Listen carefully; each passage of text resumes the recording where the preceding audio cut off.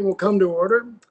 Good afternoon and welcome to the Budget Committee's hearing on Fueling American Innovation and Recovery, Federal Role in Research and Development. I want to welcome our witnesses who are here with us today. At the outset, I ask unanimous consent that the chair be authorized to declare a recess at any time to address technical difficulties that may arise with such remote proceedings. Without objection, so ordered. As a reminder, we're holding this hearing virtually in compliance with the regulations for committee proceedings pursuant to House Resolution 965. First, consistent with the regulations, the chair or staff designated by the chair may mute participants' microphones when they are not under recognition for the purposes of eliminating inadvertent background noise. Members are responsible for unmuting themselves when they seek recognition or when they are recognized for their 5 minutes. We are not permitted to unmute members unless they explicitly request assistance. If I notice that you have not unmuted yourself, I will ask you if you would like staff to unmute you. If you indicate approval by nodding, staff will unmute your microphone. They will not unmute you under any other conditions. Second, members must have their cameras on throughout this proceeding and must be visible on screen in order to be recognized. As a reminder, members may not participate in more than one committee proceeding simultaneously. Finally, to maintain safety in light of the attending physician's new guidance, any members present in the hearing room must wear a mask at all times when they are not speaking. For those members not wanting to wear a mask, the House rules provide a way to participate remotely from your office without being physically present in the hearing room. Now, I'm proud to introduce our witnesses. This afternoon, we will be hearing from Dr. Sudha Parikh, CEO at the American Association for the Advancement of Science, Dr. Paul Romer, a professor in economics at New York University, the Honorable Deborah Wentz Smith, President and CEO at the Council on Competitiveness, and Dr. Willie Shih, Professor of Management Practice at Harvard Business School. I will now yield myself 5 minutes for an opening statement. Since our last hearing, there have been more than 600,000 new confirmed coronavirus cases, and more than 9,000 Americans have succumbed to the virus. Our economy is in free fall, and unemployment is forecast to remain in the double digits for the foreseeable future. Across the country, men, women, and children are still marching and advocating for a more just and peaceful future. While the state of our union remains uncertain, there is hope, and there are answers yet to be discovered. Reinvigorating our science and engineering capabilities can help our nation address the crises we face today, while better preparing our nation for the future. But despite its immense potential and history of success, the federal commitment to research and development has declined, while this administration systematically suppresses, distorts, ignores, or thwarts scientific research in the name of false hope.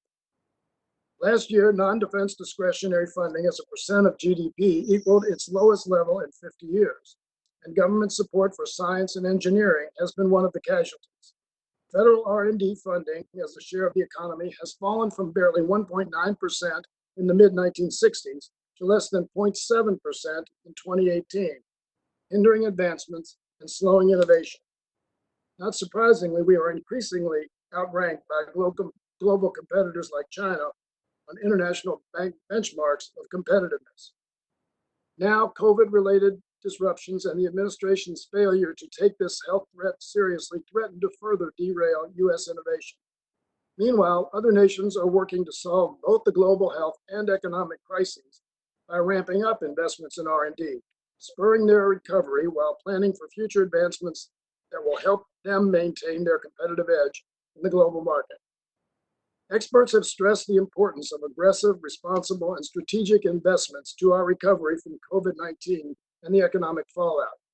Aside from the obvious, like developing vaccines and treatments for COVID-19, federal R&D investments would also help spur an inclusive recovery, boost regional economies, and put Americans back to work.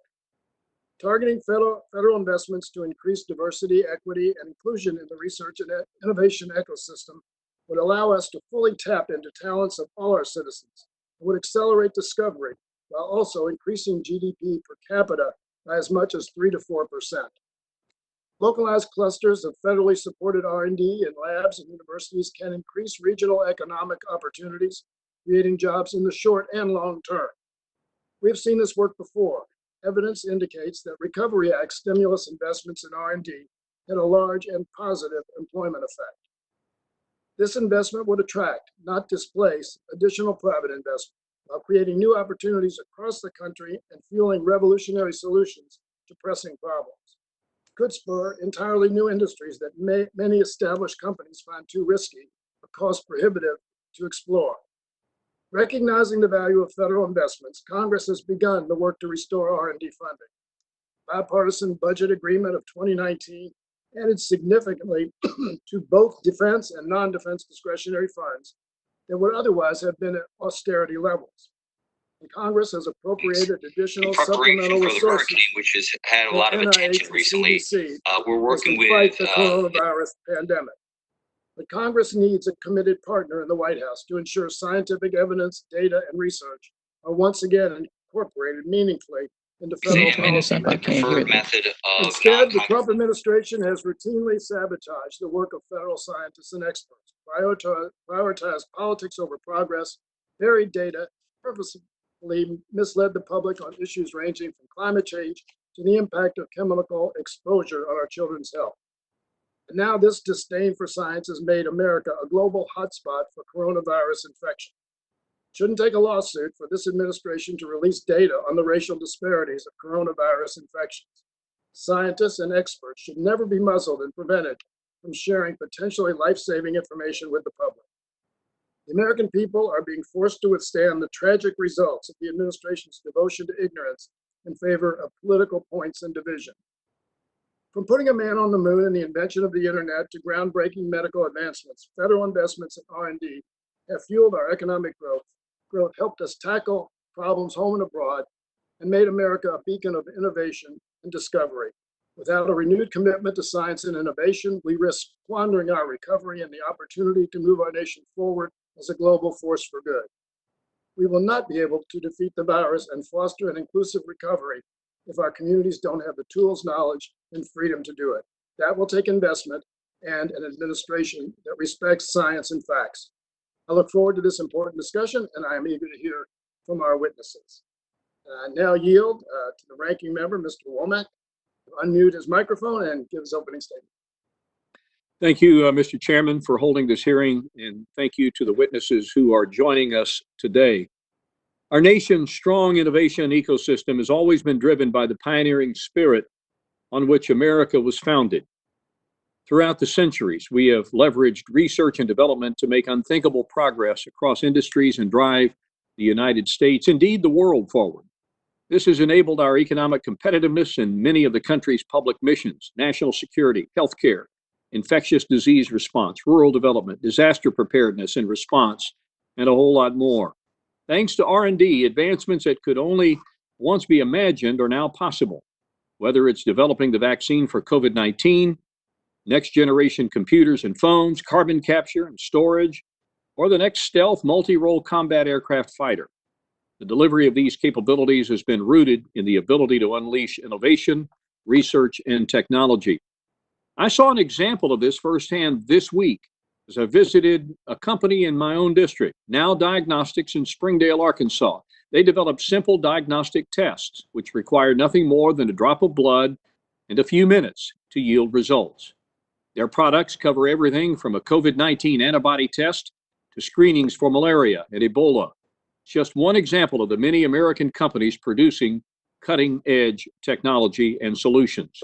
So how do we continue to encourage these types of breakthroughs? Washington should support private industry, which has led a vast majority of investment, and promote policies that encourage companies to continue to unleash opportunity in this critical space. This supporting role of the federal government should focus on resources for R&D in areas such as early stage research and streamlining regulations. As a member of the Appropriations Committee, I've advocated for federal research funding for critical NIH programs, including Alzheimer's, ALS, diabetes, and pediatric cancer research. We also can't overlook national security priorities like the Biomedical Advanced Research and Development Authority, BARDA, which helps us combat bioterrorism and other emerging health threats.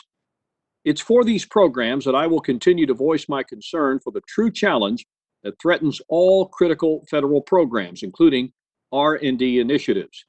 That is our out of control deficit and debt. We're spiraling toward a fiscal crisis.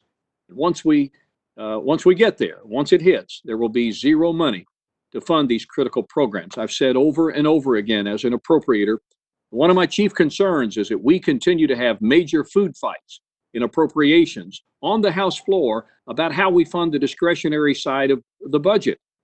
There won't be any money for R&D if we don't tackle the real problems facing our country, and that's on mandatory spending.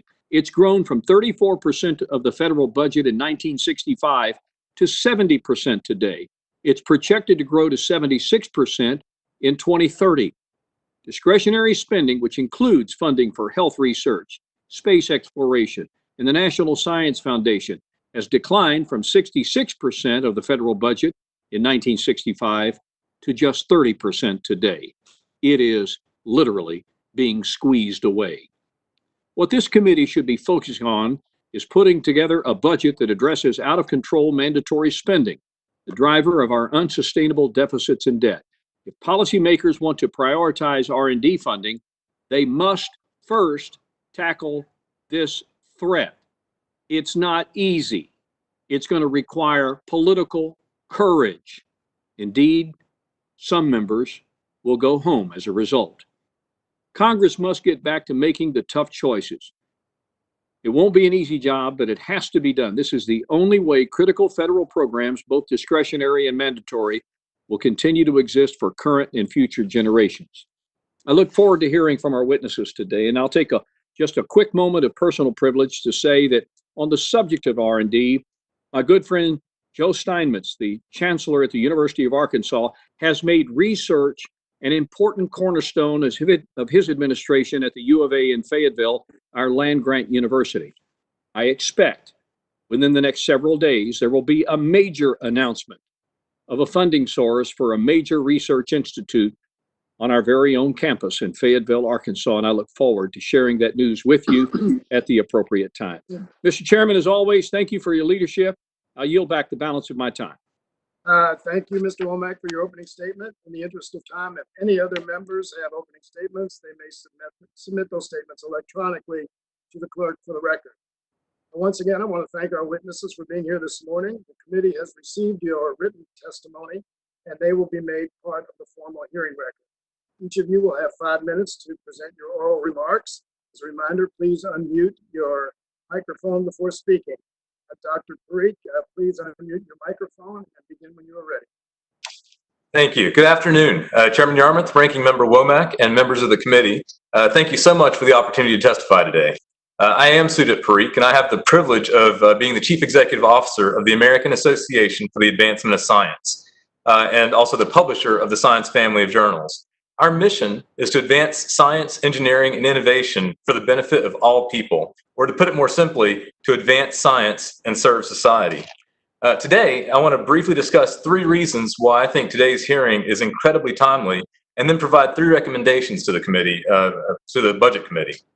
First, science and engineering are more important now than ever in our national preparation and response to current crises, including COVID-19, but also ongoing challenges such as climate change and economic competitiveness. In response to these crises, the federal government has a vital leadership and coordination role that can be the difference between success and failure.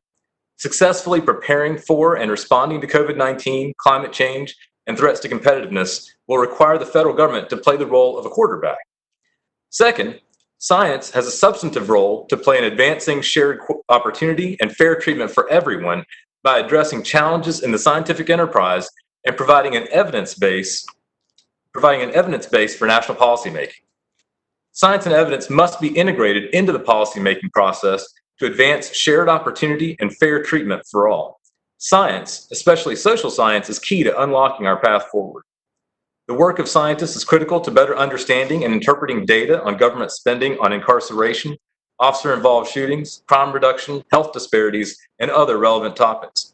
To be able to address national policymaking issues, science must also look inward to ensure that the scientific enterprise is addressing our own biases. The core of our nation's innovation ecosystem is more than just funding for research. It is also the investment we make in people. Third, it's time to increase our investments and update our federal policy and investment framework to continue harnessing the scientific research that builds the U.S. economy and increases the safety and well-being of all Americans. Right now, our nation is celebrating the 75th anniversary of Science, the Endless Frontier, written by Vannevar Bush in 1945. That provided a policy framework that envisioned a national partnership between government, academia, and industry to harness basic scientific knowledge for security and well-being. That framework has served as the basis for our investment in advancing basic research into industrial innovation and economic success. But frankly, it's time for an update. The scientific enterprise has evolved far beyond Bush's original vision and now delivers scientific advances, medical cures, innovative technology products, raised standards of living, economic growth, and frankly, awe-inspiring understanding of the universe.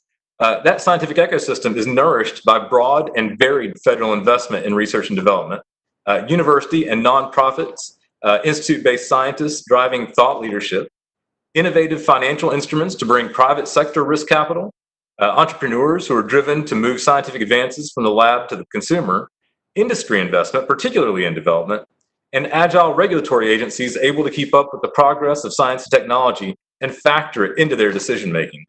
Each piece of that ecosystem is important, but it all begins with the federal role. Our global competitors have seen our success and are paying it the highest compliment. They're copying it. The 2020 State of U.S. Science and Engineering Report shows that although the U.S. spent more on R&D than any other country in 2017, other nations are catching up. And since 2000, the American share of global R&D has declined from 37 to 25%. As U.S. research intensity, or R&D as a share of GDP, is well below its peak level and below the investment levels of 9 other countries. How much should we invest? Well, as Chairman Yarmouth pointed out, federal funding for research and development peaked at 1.9% of GDP. We should be investing more than we are right now in order to compete with other nations in science, technology, and innovation. There are many ways to look at this, and I provide additional details in my written testimony. And this takes us to my recommendations. The U.S. should update the Bush framework for advancing science and serving society with an emphasis on full spectrum innovation, including fundamental science, mission-driven technology, and useful knowledge programs that meet local, national, and international needs, with the federal government as a key partner. The United States should increase total investment in R&D as a percentage of GDP to 1.9%, which would require increases of approximately 11% per year. This would match the peak we achieved more than 5 decades ago and put us firmly back into the top 3 countries for research intensity globally by 2035. And lastly, scientific leaders must ensure that the scientific enterprise is supporting opportunities for all by addressing challenges within the scientific enterprise and providing the evidence base to inform national policymaking. This is just critical to ensuring a fairer scientific enterprise and a fairer world. Thank you for having me today, and I look forward to our discussion. Thank you very much for your testimony. I now recognize Dr. Romer for 5 minutes. So please unmute your mic, Dr. Romer. Chairman Yarmouth, Ranking Member Womack, and members of the committee, thank you for giving me this chance to contribute to this discussion about how to fuel innovation and recovery, and to contribute by summarizing the lessons I've learned from my analysis of long-run economic growth. We share 2 ambitions. We want the United States to be the leading nation in basic scientific research. We also want it to be the leading nation in the delivery of the technological progress that lifts the productivity of our workforce and raises standards of living for our citizens.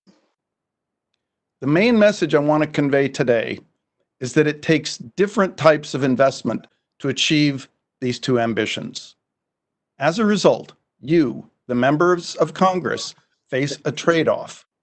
When you contemplate additional investment in our future, you can choose to invest in basic science or in technological progress.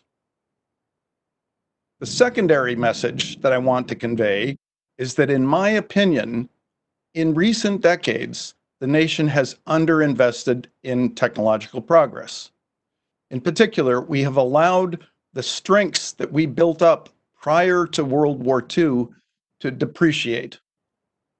So as a result, the investments you could make now that would yield the highest payoffs would be investments in the kinds of measures that delivered such remarkable technological progress before World War II.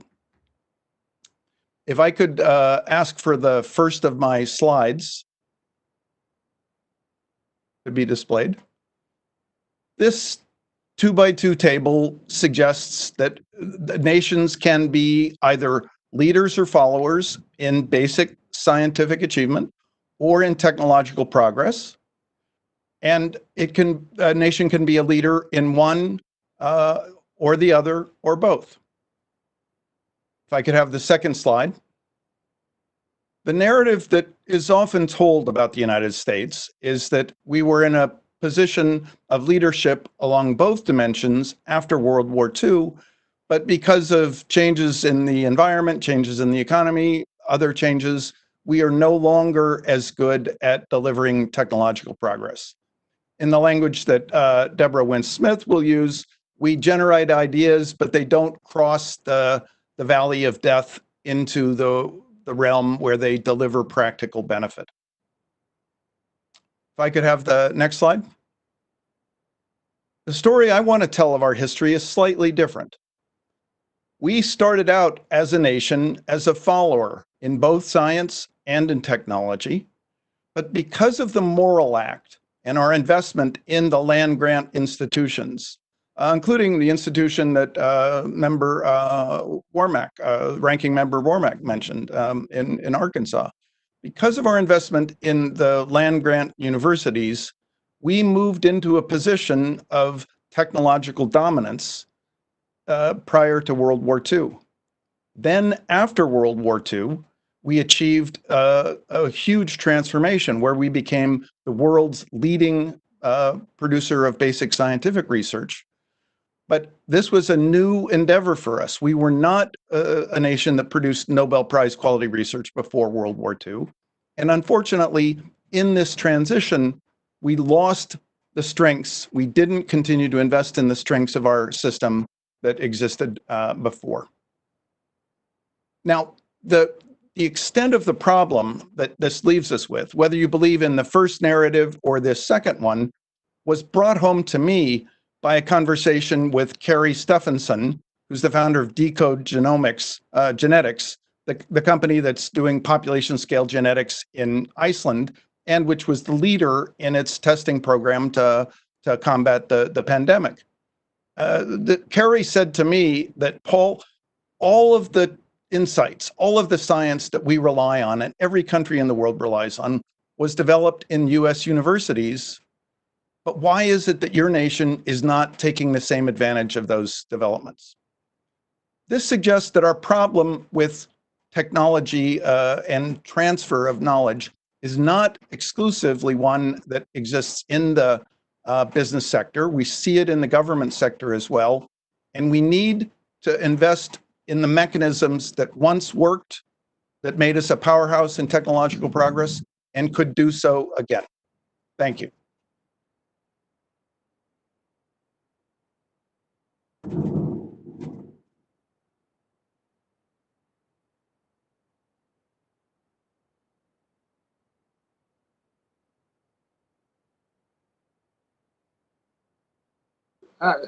Thank you. I didn't unmute.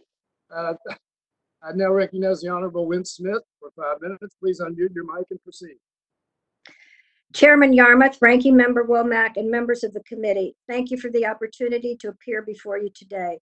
I have the privilege of representing the Council on Competitiveness, a nonpartisan leadership organization of CEOs, university presidents, labor leaders, and national laboratory directors, all committed to advancing U.S. competitiveness in the global economy and raising the standard of living for all Americans through increases in productivity and economic growth. Since 1986, the Council has championed the federal role in innovation and advocated for measures that could generate greater returns to the nation from its public investments in research and development, in people, and in infrastructure. As we've heard, for 75 years, the federal government has fulfilled the vision articulated in Vannevar Bush's seminal report, Science, the Endless Frontier, sowing seeds for the innovation and technology-driven productivity gains that propelled our country to global economic leadership, generated unprecedented wealth for Americans, drove social progress, and ensured our national security. However, 2 decades into the 21st transatlantic transmission, and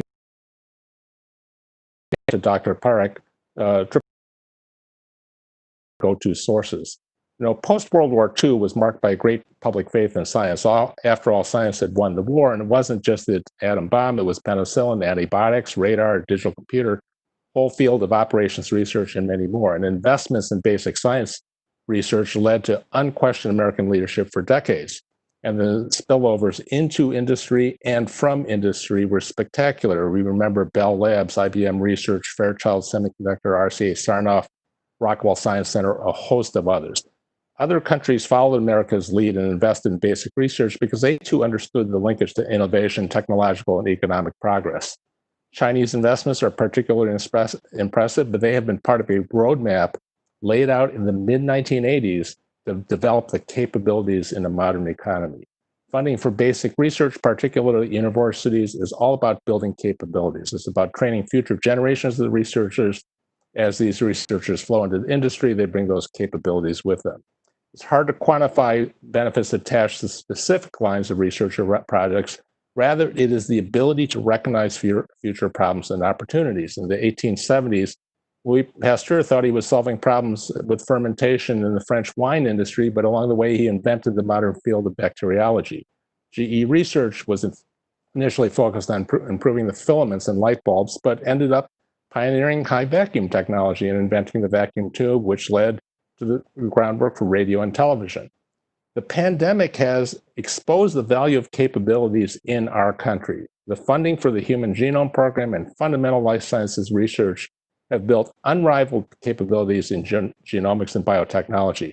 The US scientific community has led work on vaccines and therapies for COVID-19. We do this better than any other country in the world, and it's because we made those long-term investments in basic sciences in the preceding decades. But the pandemic has also expressed our nation's reliance on other parts of the world. With this has come the realization we have let our capabilities diffuse away in a wide range of sectors like semiconductors, electronics, machine tools, and countless others. So what should we do now? I see more funding for basic research. I have talked to people on both sides of the aisle who I think agree with that. But let me tell you another story. My late father, when I was growing up, was an economist, and I used to watch him come home from work frustrated, and I told myself, I'm never going to do that. I'm going to go into sciences and engineering, okay, which is, of course, what I did. But you know what? I always ended up working on economic problems because I found out if you didn't get the economics right, it didn't matter how great the science and engineering were, you had to look at the whole picture.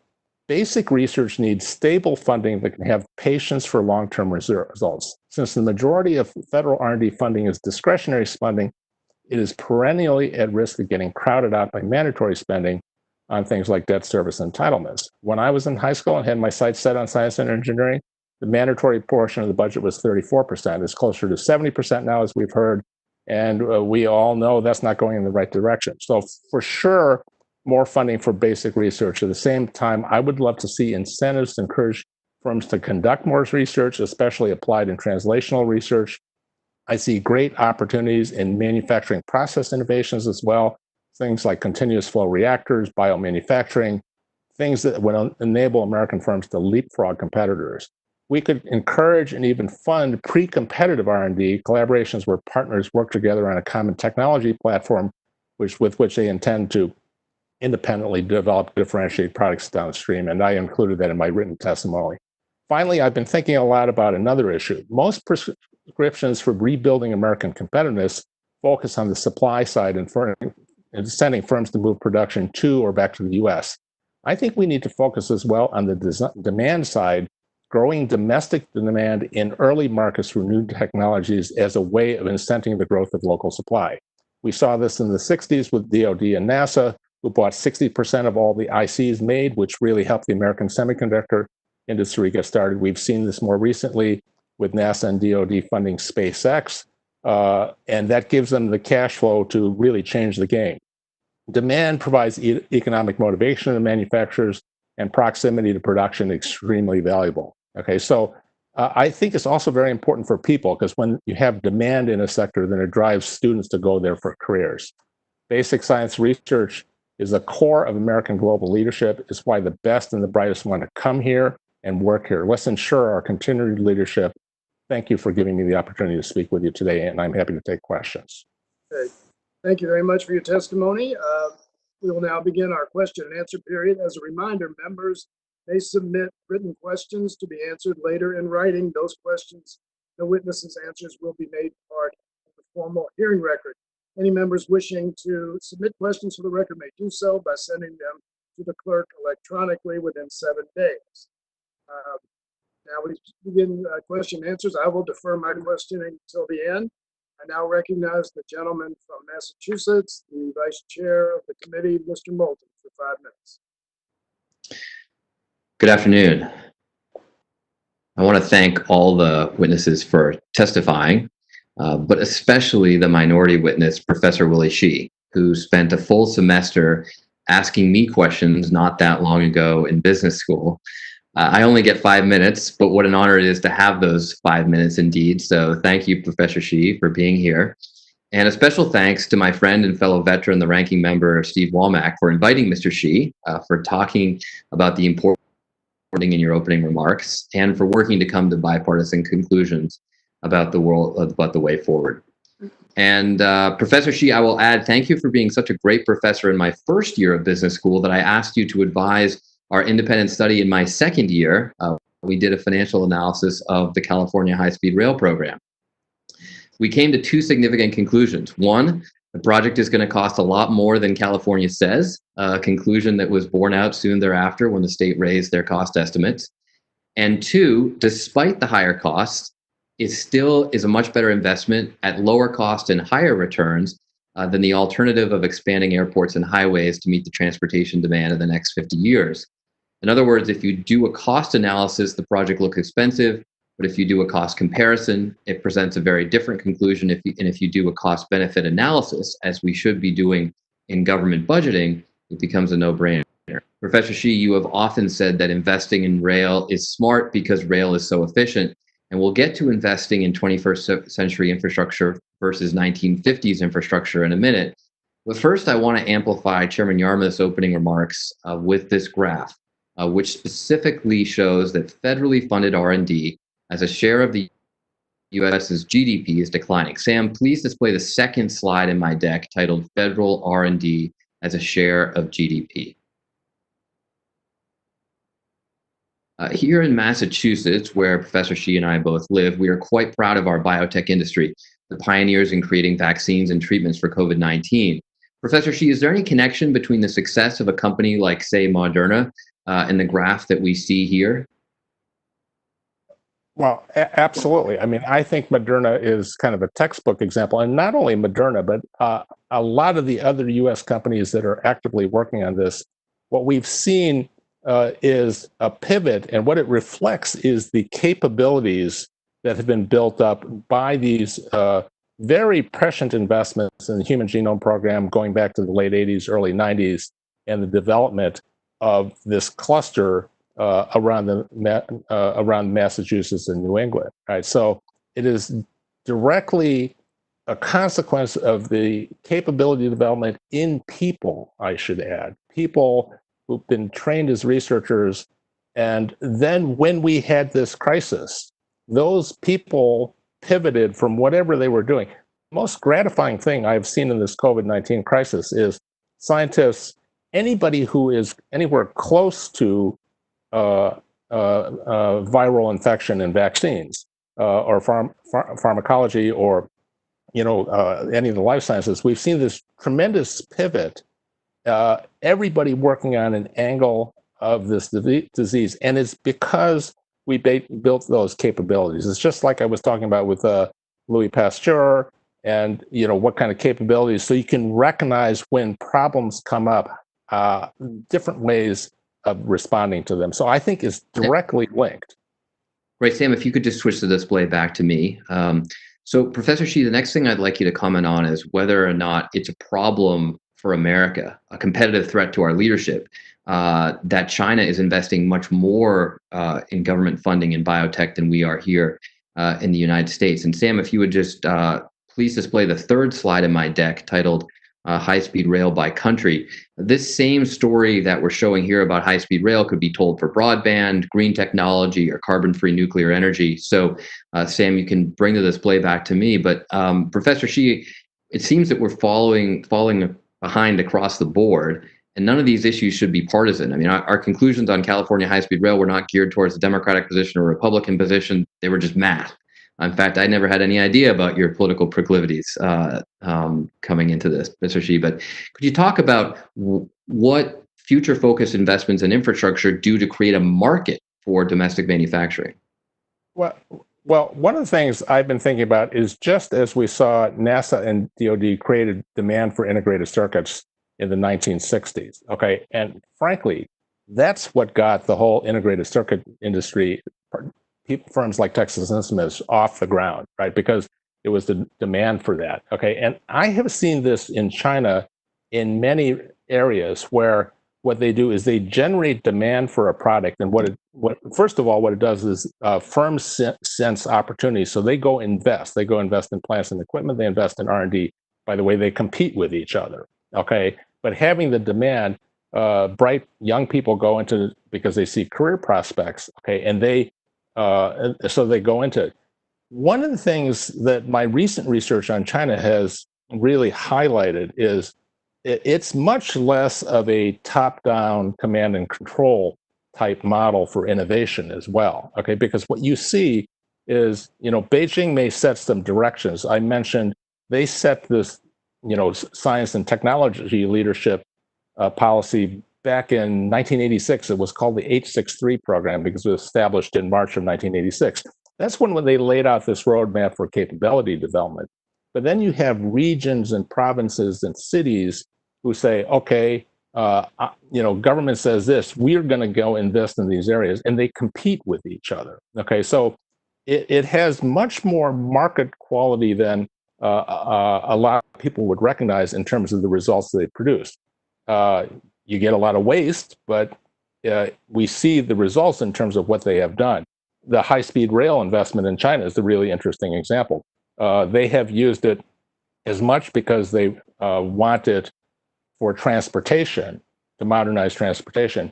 It's actually a tool for economic development. Okay, I happened to visit the world's most advanced flat panel factory in Hefei, China 2 years ago. And I took the high-speed rail over from Shanghai, and I asked them, it's like, why is this factory here? Okay, now that's a much longer story, but the fact that you had high-speed rail meant the engineers were commuting from Beijing or commuting from Shanghai, right? And so there's also an economic development aspect of this. So it's an interesting combination of things which has led to their leadership, but it's very much driven by this demand side. Right. Thank you very much. Appreciate that. Gentleman's time has expired. I now recognize the ranking member, the gentleman from Arkansas, Mr. Womack, for 10 minutes. And I thank the chairman again for hosting this all-important discussion about research and development, particularly in the pandemic phenomenon where we find ourselves today. Real quickly, Dr. Shi, you had mentioned in your remarks and picked up on the fact that I gave a lot of attention in my opening remarks to the fact that the deficits and the debt are becoming a chronic problem in our country. And I spoke specifically about the fact of what I call this big squeeze, the fact that the mandatory side of our balance sheet is continuously squeezing that discretionary side, where most of this research and development funding, the lion's share of it, comes from. And so if you just kind of project this thing out a few more years, and if indeed we don't find a solution for throttling back the growth of the mandatory programs, this situation is not going to get better. Indeed, it is going to get a lot worse. Would you agree? Well, that's why I made that comment. Now, this is not a political persuasion statement. This is just kind of like how I grew up. Like, I don't like to borrow money and stuff like that. Okay, but set that aside. When I was in business, I found that this problem is essentially the fixed cost, variable cost part of your budgeting process. Okay, and what happens is when times get tight, everybody cuts all the variable costs because those are the things they can do. Okay, but in essence, what you do is you mortgage your future when you do that. All right. So, I understand the importance of the mandatories. Okay. But, we look at where this trend is going, and, I'm relying on our leaders, you guys, to be thoughtful about how do we manage this problem, right? Because we can project where it goes, and the money has to come from somewhere. So I want to go to Ms. Wynn Smith for just a moment on the same subject. It just is inescapable to me that if you're not able, it's one thing to defer the maintenance of a road. With increased cost of asphalt, concrete, this sort of thing, labor, if you defer it, it's probably going to become more expensive. But can you talk from the area on the Council of Competitiveness, delays or deferral of investing in key research? It's not the same as just deferring maintenance on a piece of infrastructure, is it not? Absolutely not. And let me just say that in terms of where our investment needs to be in research and development, the basic research has been tremendously important. It will continue to be. It's given us the seed corn for the future. But we do have to ramp up in a major way our investments in these platform critical technologies that I talked about in my opening statement. So let me give you an example. We can do a lot of basic research in next generation microelectronics as we reach the end of Moore's law. But if we don't have a capability to bring together the industrial infrastructure, the suppliers, the ecosystem, and to manufacture at scale here in the United States, we will risk the underpinning for basically the future economy to China. It's a huge issue. We did this very strategically. Back when Sematech was created, it had DoD investment matched with private sector, and it changed the game. But we also linked that investment to enforcing our trade laws with Japan and having a regulatory system that also unleashed private sector capital. So what I'd like to say here is we have to connect the pieces we have.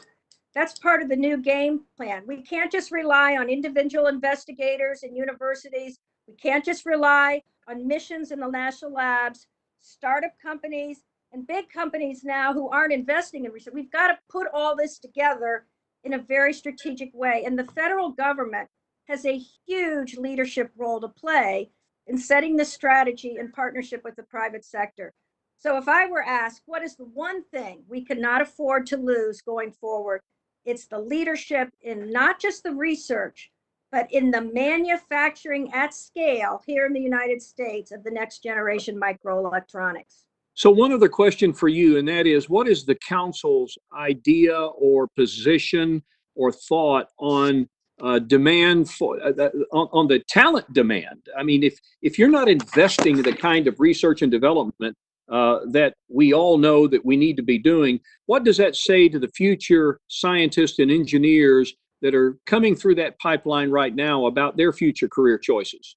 We have to invest in the development of the talent. We have to invest in it starting, in the K through 12, all the way up to the highest end of the research enterprise. And we also have to make this far more inclusive. We need to use all of our people in a way that they can contribute to this innovation ecosystem. So it's very concerning. I mean, I'm a woman, of course. It's very concerning that still, after many years and many programs, we don't see women in the leadership roles in the science and technology enterprise. And of course, we have, racial issues as well in underrepresentation. So that's a huge issue, and we have to invest. Our departments and science agencies need to invest. One place where I will say it's being done very, very well is in the military. And I have the fortune to have two sons who came out of the Naval Academy, and I witnessed firsthand how they mentored and developed talent representing our demographics, and did it in a way that virtually all of the midshipmen and women graduate with full engineering degrees, and they make sure that happens. We have to do that throughout our country now, and it has to be a very high priority, because without the people, we don't have anything to move forward with. Yeah, thank you. Dr. Shi, back to you for just a minute. It goes without saying that research and development and manufacturing kind of go hand in hand. And we've seen this in a kind of a unfortunate sort of way during the COVID-19 phenomenon, with the ability to produce ventilators, N95 masks, that whole broad range of PPE, basic stuff that you should be prepared to have, or be able to create in an emergency, that we've not been able to. Why does a country with such vast resources, such great talent, such amazing innovation struggle to keep the innovation side and the manufacturing side on the same side? I think it traces back to demand, and in particular for PPE and ventilators and things like that, stable demand. Okay, and what we ended up having is a lot of commoditization pressure from low-cost suppliers in China, in particular. Okay, and I was just talking to an Indian pharmaceutical company because I'm looking at the supply chain for pharmaceuticals. You know, that was exposed during this pandemic as well. And they said, well, we used to be vertically integrated, but then we had the emergence of all these Chinese suppliers who had much lower costs. And if you don't buy your active pharmaceutical ingredients from them, you are not competitive. So they just got squeezed out from that. We see that, for example, in steel. I never understood why steel could cost 60% as much to manufacture in China, or the FOB factory price for steel in China could be 60% of what it is in the US when you're buying iron ore at world market prices and coking coal at world market prices and energy at world market prices. Okay, but sometimes that's subsidies. But then the consequence of that, for example, is if you want to buy a steel shipping container, there are only 2 manufacturers left in the world, and they're both in China.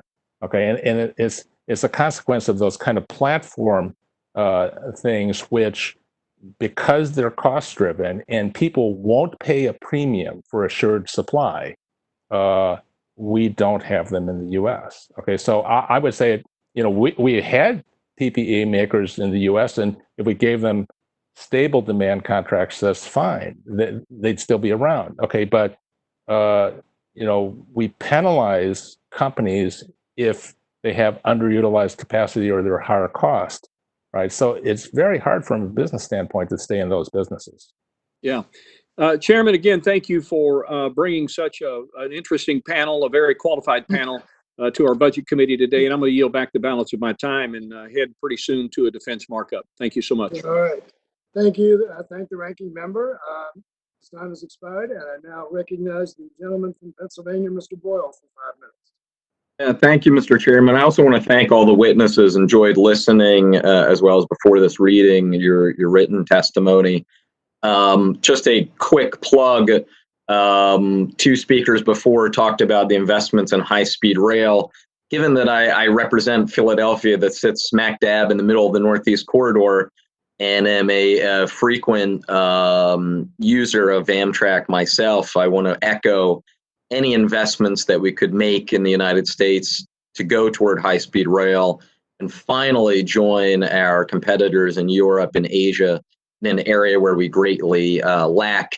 I can tell you how important it is here locally to our economy, so much so that during my time in Congress, it was always an issue that brought together members of Congress from both the city as well as the suburbs, Democratic and Republican colleagues. But what I wanted to focus on was manufacturing.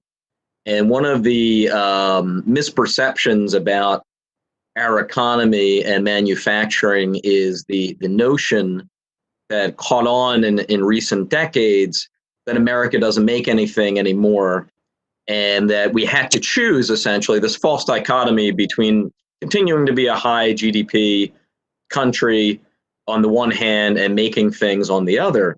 Germany completely proves that fallacy. Manufacturing makes up a relatively high percentage of that nation's GDP, much higher indeed than ours. I also personally just can't stand the notion that some people have about manufacturing, and they seem to picture a 19th century or early 20th century factory floor. anytime I'm touring a company locally that's involved in manufacturing, I'm always blown away by the technology that is often used in what is considered quote unquote blue collar work. So it's pretty clear to me, self-evident, just even through those tours, the link between research and development and innovation on the one hand, and the present as well as the future of manufacturing. So for Ms. Wynne-Smith or Professor Shi, I was wondering if you could speak to that about the link between the investments that we make in R&D and how we can see that that product in terms of manufacturing here in the United States domestically. Thank you, Congressman. Well, let me just start by saying that in my career, some 25 years ago, I worked on the whole imperative for U.S. leadership in manufacturing.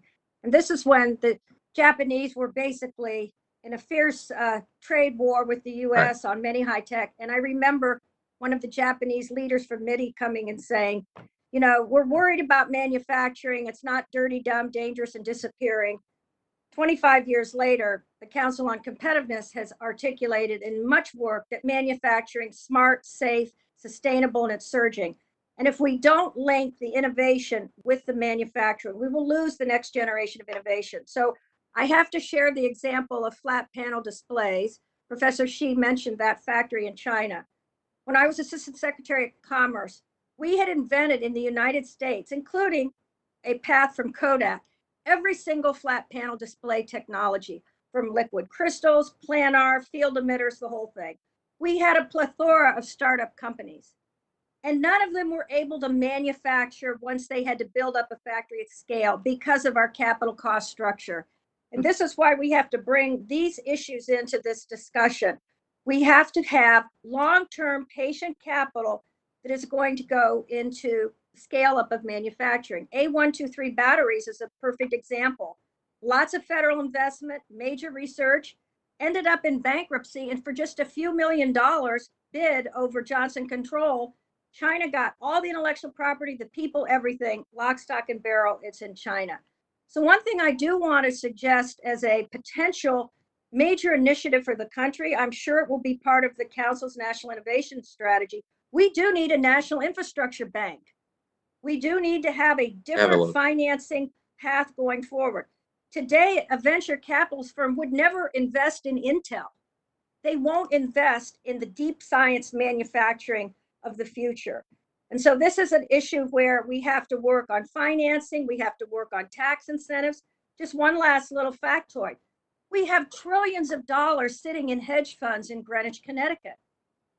They're not investing in any of the things we're talking about here. But we could create incentives, new capital gains, holdings, all sorts of things to unleash that capital to invest in all the things that we're talking about in this hearing. And if we don't, I think we're giving away, you know, our future and standard of living to our next generation. Thank you. Okay, gentleman's time has expired, and now recognize the gentleman from Georgia, Mr. Woodall, for 5 minutes. Thank you, Mr. Chairman, and thank you for holding the hearing. We could do an entire hearing just on what Deborah Wynne-Smith raised regarding the vulnerability of IP to foreign acquisition. So much to unpack in here, and I'm grateful to you for doing it. First, Mr. Shi, I want to thank you for the years of investment you put into Mr. Moulton. We are all the beneficiaries of your toiling in that vineyard. And I thank you for doing the best you could with what you had to work with in that environment. America thanks you for that. Dr. Romer, I wanted to go first to your chart about basic science versus technological progress. It's not lost on me that almost every quote in your various testimonies today on what percent of GDP was going to R&D was different. We categorize these things in different ways.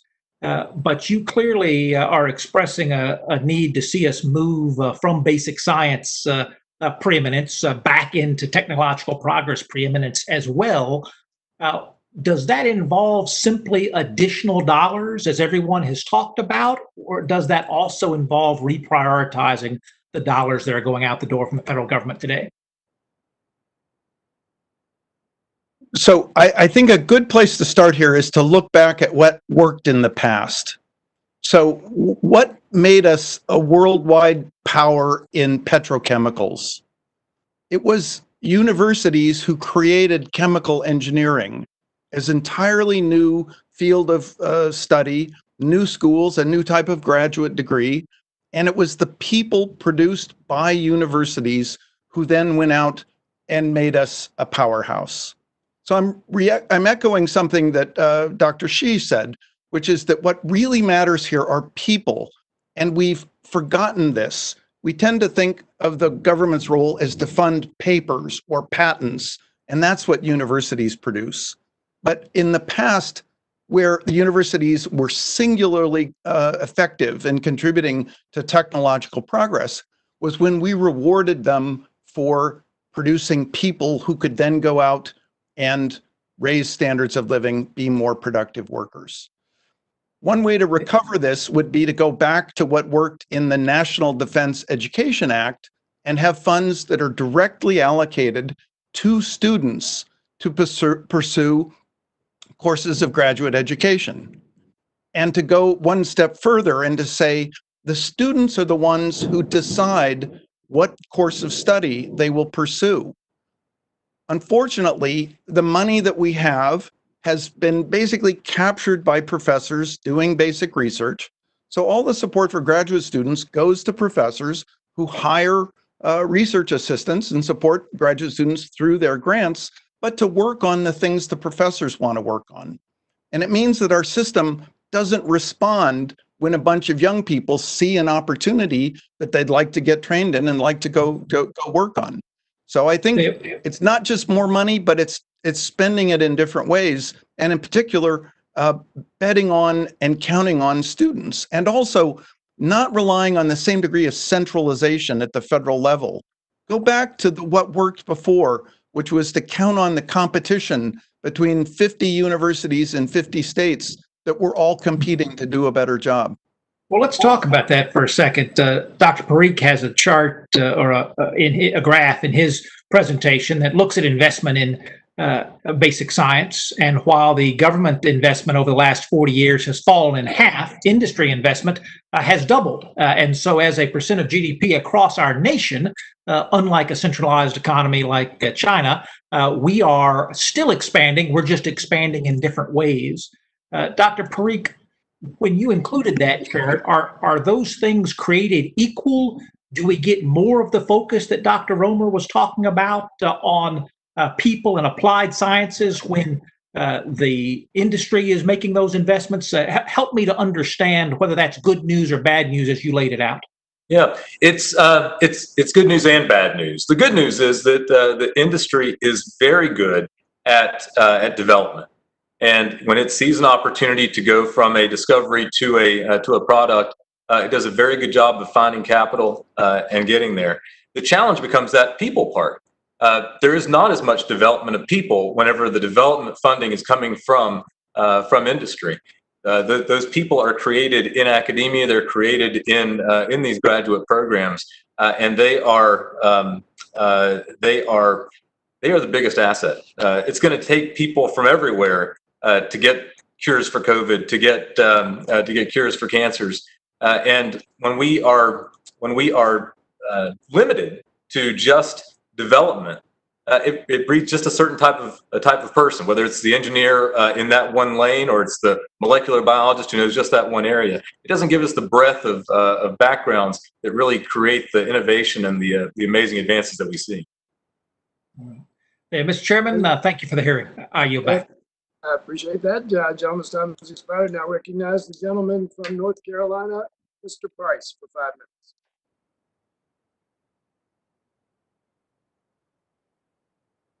Thank you, Mr. Chairman, and thanks to all of our witnesses for a very interesting and productive hearing. I want to maybe start with Dr. Parikh, but ask any of you to chime in who wish to. My broad topic, probably what I would have asked before this week, would still involve questions of personnel, the flow of students and postdocs and research fellows from all over the world, the intersection of immigration policy and and the research enterprise in this country. But because it's occurring when it does, this has the feel of another national crisis, and certainly a political controversy. I know I've heard from every institution of higher education in my district, research institutions, who are in a near panic over this apparently the intention of the Trump administration to not let the immigrant students and researchers stay here, whose universities this fall go to completely or have to stick completely with online education, which of course is a big unknown, and certainly throws a lot of questions into how they're going to be able to operate, and not just what the fate of the students is, but what also the universities are to do about this. So I want to ask you about that incident, this problem in particular, and of course it is in the context of a larger question about how immigration policy and the research enterprise, the vitality of the research enterprise in this country intersect. I come, as some of you may know, from a very research-rich environment in North Carolina, the Research Triangle area. Higher education and research are our stock in trade. And along with that, we have a very diverse and impressive immigrant population, people who come in for training and research efforts, and then many of whom stay. And so this announcement has sent waves of apprehension and as I said, near panic through the higher education community. It seems to me that the decision about opening this fall, this is a very, very difficult decision. I think it's going to be, and as the cases spike, it looks worse. I can't imagine that we're helped by adding this element to the decision to make it more complex, by adding in the element of what the effect on international students is.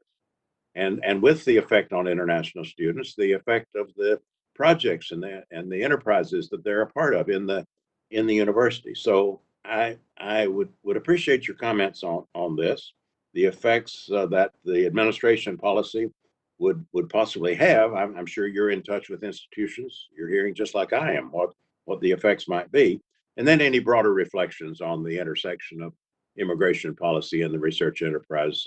I'd be interested in as well. Dr. Parikh, I'd like to start with you, but I'd be happy to hear from all of our witnesses. Thank you, Congressman. So just to start specifically with the ICE policy announced yesterday, we are very concerned. I'm very concerned. Graduate students from around the world populate our laboratories, and frankly, even though they are students, they are conducting a lot of our research and a lot of our basic research.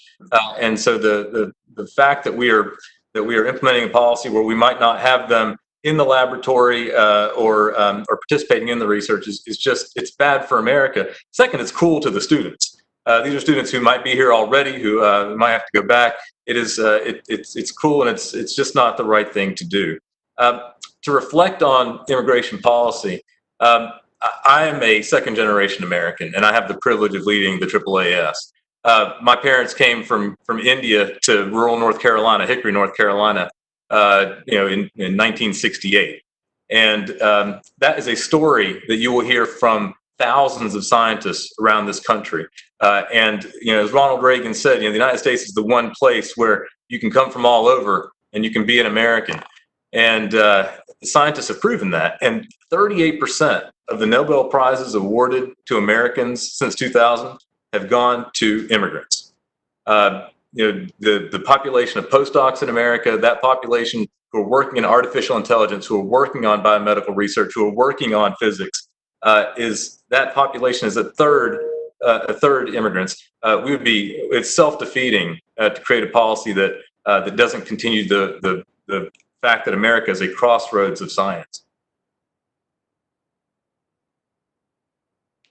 If I could just comment on this. Briefly, if you can, if you will.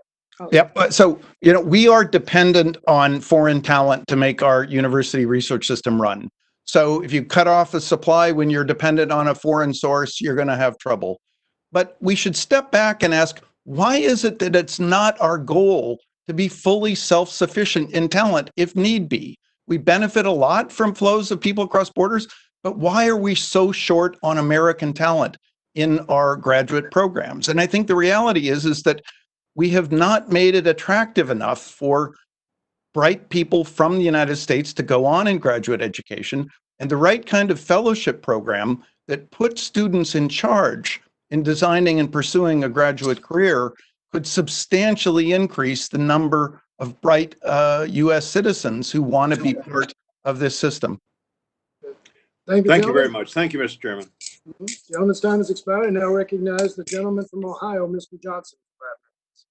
Well, thank you, Mr. Chairman, and appreciate you having this hearing today. It's an important topic. You know, as a former chief information officer, I understand the importance of research and development and the critical role that the federal government and the private sector play when it comes to fueling American innovation and economic growth. Thanks to various sectors funding and performing R&D, including the federal government, businesses, state governments, higher education institutions, and nonprofit organizations, the United States has been for a long time a leader and a global leader in R&D efforts for decades. And we continue to fund the majority of annual global R&D efforts. In fact, in 2018, the United States spent about $580 billion on R&D, more than any other organization for economic cooperation and development, including China. Two sectors, businesses and the federal government, have together accounted for more than 90% of U.S. R&D funding since 1953. And as we recognize the importance of federal investments in R&D, Congress must do more to remove any barriers that may discourage the private sector from taking the lead on product development.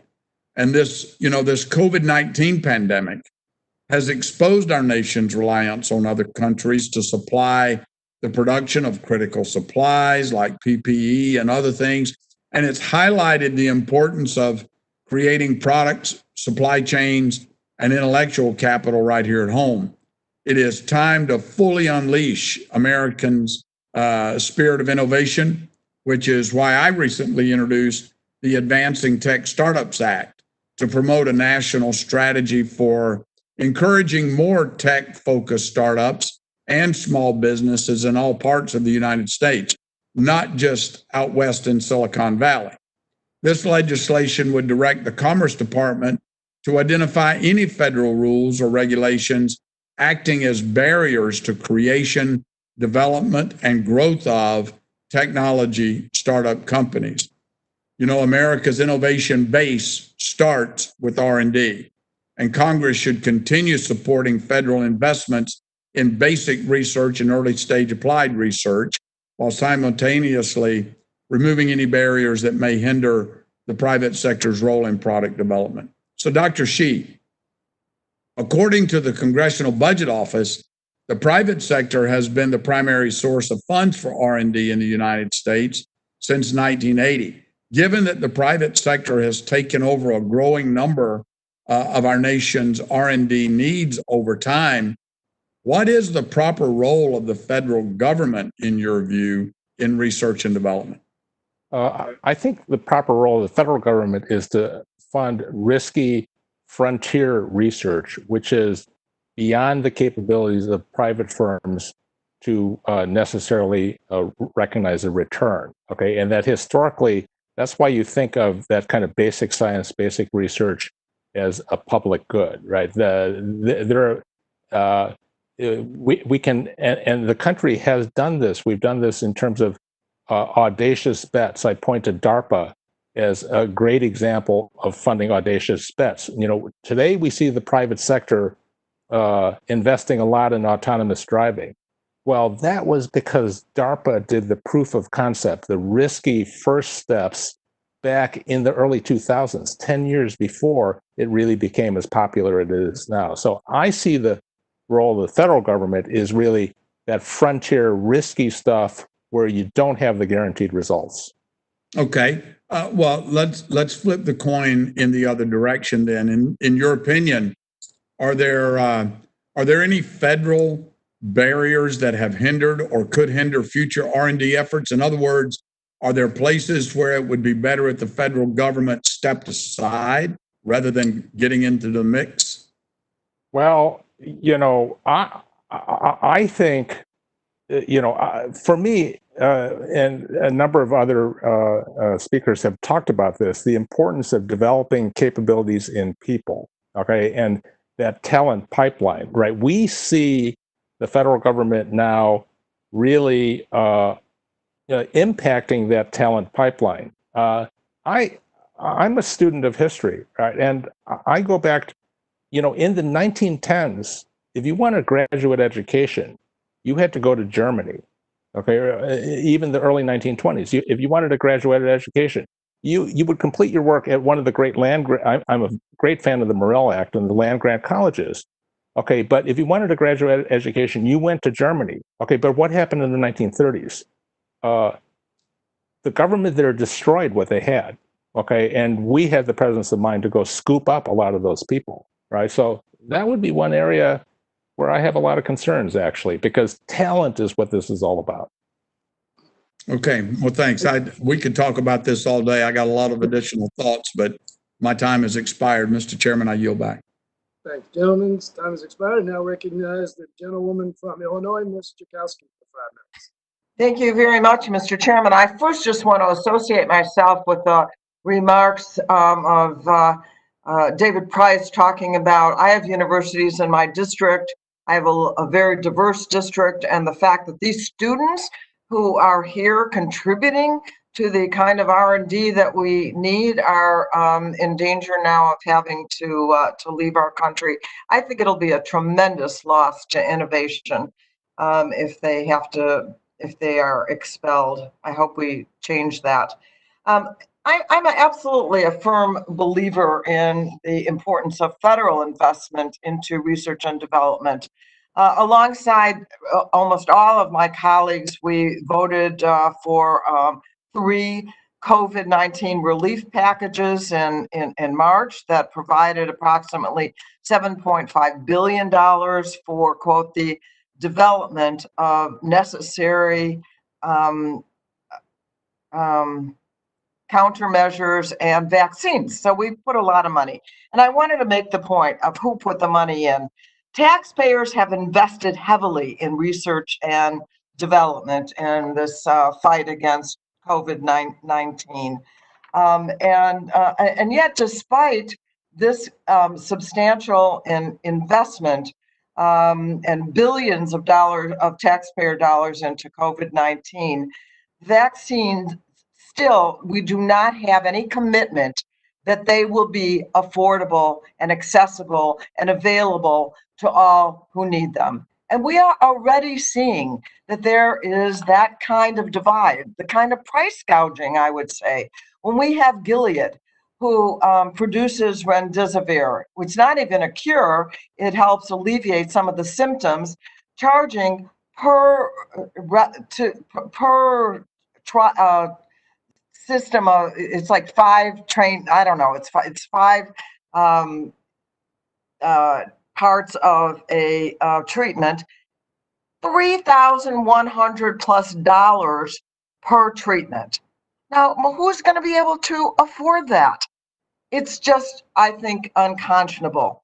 And then we saw the government give a $1.6 billion to a company who has never actually, Novavax, produced a drug, and they now have the ability to get $1.6 billion. So my view of this COVID issue is that if we don't make this available to everyone, it's like making it available to no one. Because if it's not available here in this country and to the rest of the world, we are all at risk of continuing forever this virus. We have to make it absolutely accessible. And I've introduced legislation called the MAP Act, HR 7296, that would actually fix that along with Representatives Doggett and DeLauro and DeFazio and Rooney, bipartisan. And that bill would prevent price gouging. It would prohibit monopolies. It would ensure transparency on taxpayer-funded drugs. So I want to ask Dr. Parikh, given the necessity of us finding a cure somewhere in the world, I want to ask you, do you believe that we can and should ensure that the beneficiaries, that the benefits of the federal R&D, like life-saving drugs, aren't priced out of reach? Thank you for the question. I'll start by saying I'm a biochemist, not an economist. But as AAAS, as the American Association for the Advancement of Science, part of our mission is to advance science and serve society. And so the scalability and the accessibility of developments in science is certainly important to us, and we would want to see the public health of the nation, of all people, benefit from our research investment. And isn't there some danger if everybody doesn't have it accessible, that we could all be still susceptible to the virus? You certainly would like a vaccine to be as broadly available as possible. I have 2 seconds, 1 second. I'm out of time and I yield back. Gentlewoman yields back. I now recognize the gentleman from Texas, Mr. Flores, for 5 minutes.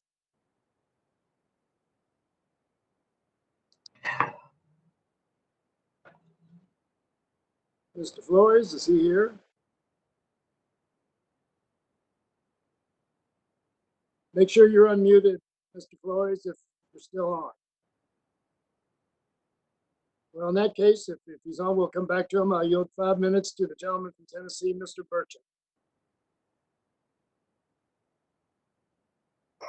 All right. Can you hear me, Mr. Chairman? I hear you, sir.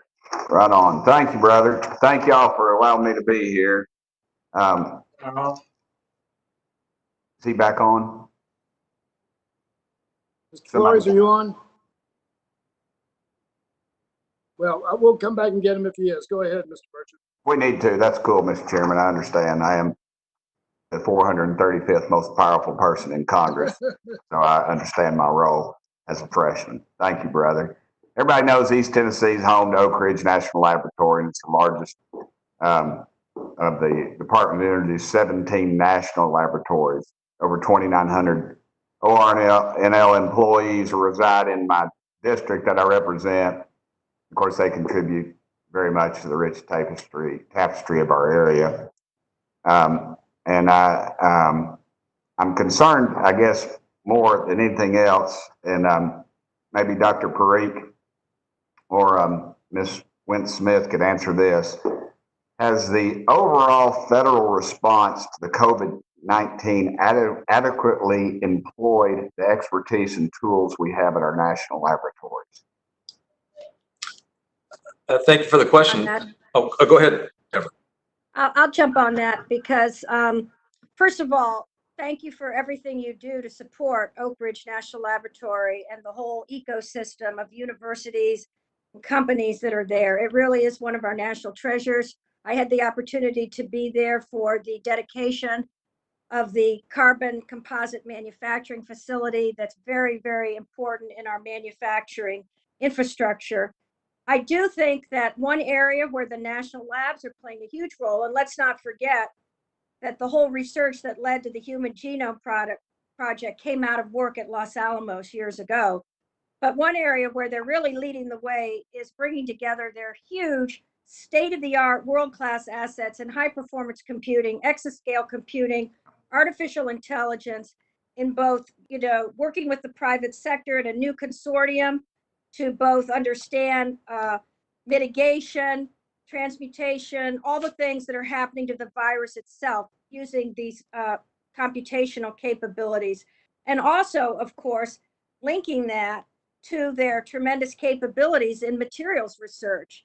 And another lab that's very much involved in this in the biopharmaceutical space is Argonne National Lab.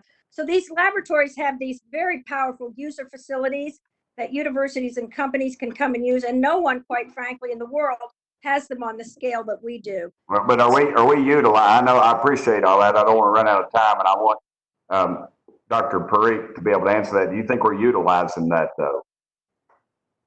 I think we can use them more.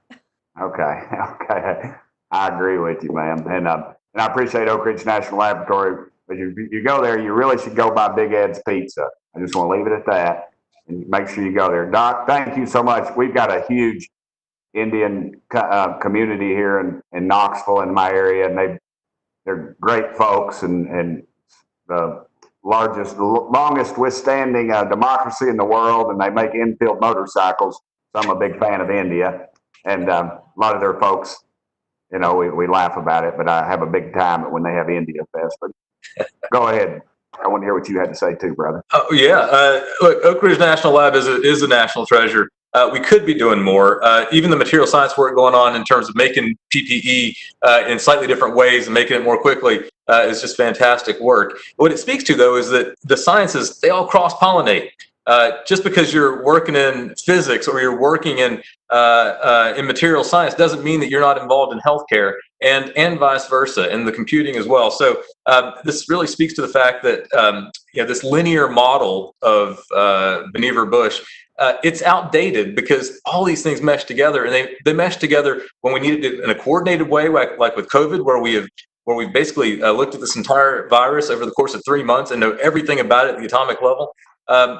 All that has changed over the last 20 years, and we have to update how we use the national labs and how we use basic research. What barriers do y'all think that we could better utilize that we eliminate? You think at our laboratories, so we can better get to the answers? I think you're on mute, Deborah. Trying to say their mission really needs to include economic competitiveness and enhance collaboration with industry, in addition to the core national security and energy missions. And just quickly, getting intellectual property out of the laboratories should be as easy as possible, particularly for things that aren't related to security and national defense. Okay. Thank y'all so much. Thank you, Mr. Chairman. And I see that I've woke up Dan Crenshaw, and I'll anxiously wait for his rebuttal to everything I've said today. So, but thank you. I really miss seeing you guys in real life. I wish this thing would get over for more reasons than once, but I really dig our relationship and our friendship. So thank you. I think we all do that. I thank the gentleman. His time has expired. Now recognize the gentleman from Michigan, Mr. Kilby, for 5 minutes. Well, thank you, Mr. Chairman, for holding this really important hearing. It comes at an important time. Obviously, we're in a pretty unprecedented moment right now, and it does give us an opportunity, and I think the necessity, to think through the basic elements of our economy and what the future is going to look like. We have the time, and I think the real necessity to think that through. In Michigan, we are the center of the automotive industry. I'm from Flint, which is the birthplace of General Motors. I might have mentioned that I'm from Flint a time or two. But the auto industry is in a transitional phase, and in fact, there's a movement toward electrification. The market is heading in that direction, and we'll benefit from that. We'll benefit in terms of the environmental impact of autos, but we'll also benefit in terms of safety and ultimately in terms of savings for consumers. Right now, China is the #1 manufacturer of electric vehicles in the world. So we have to do more, I believe, to get in front of our competition.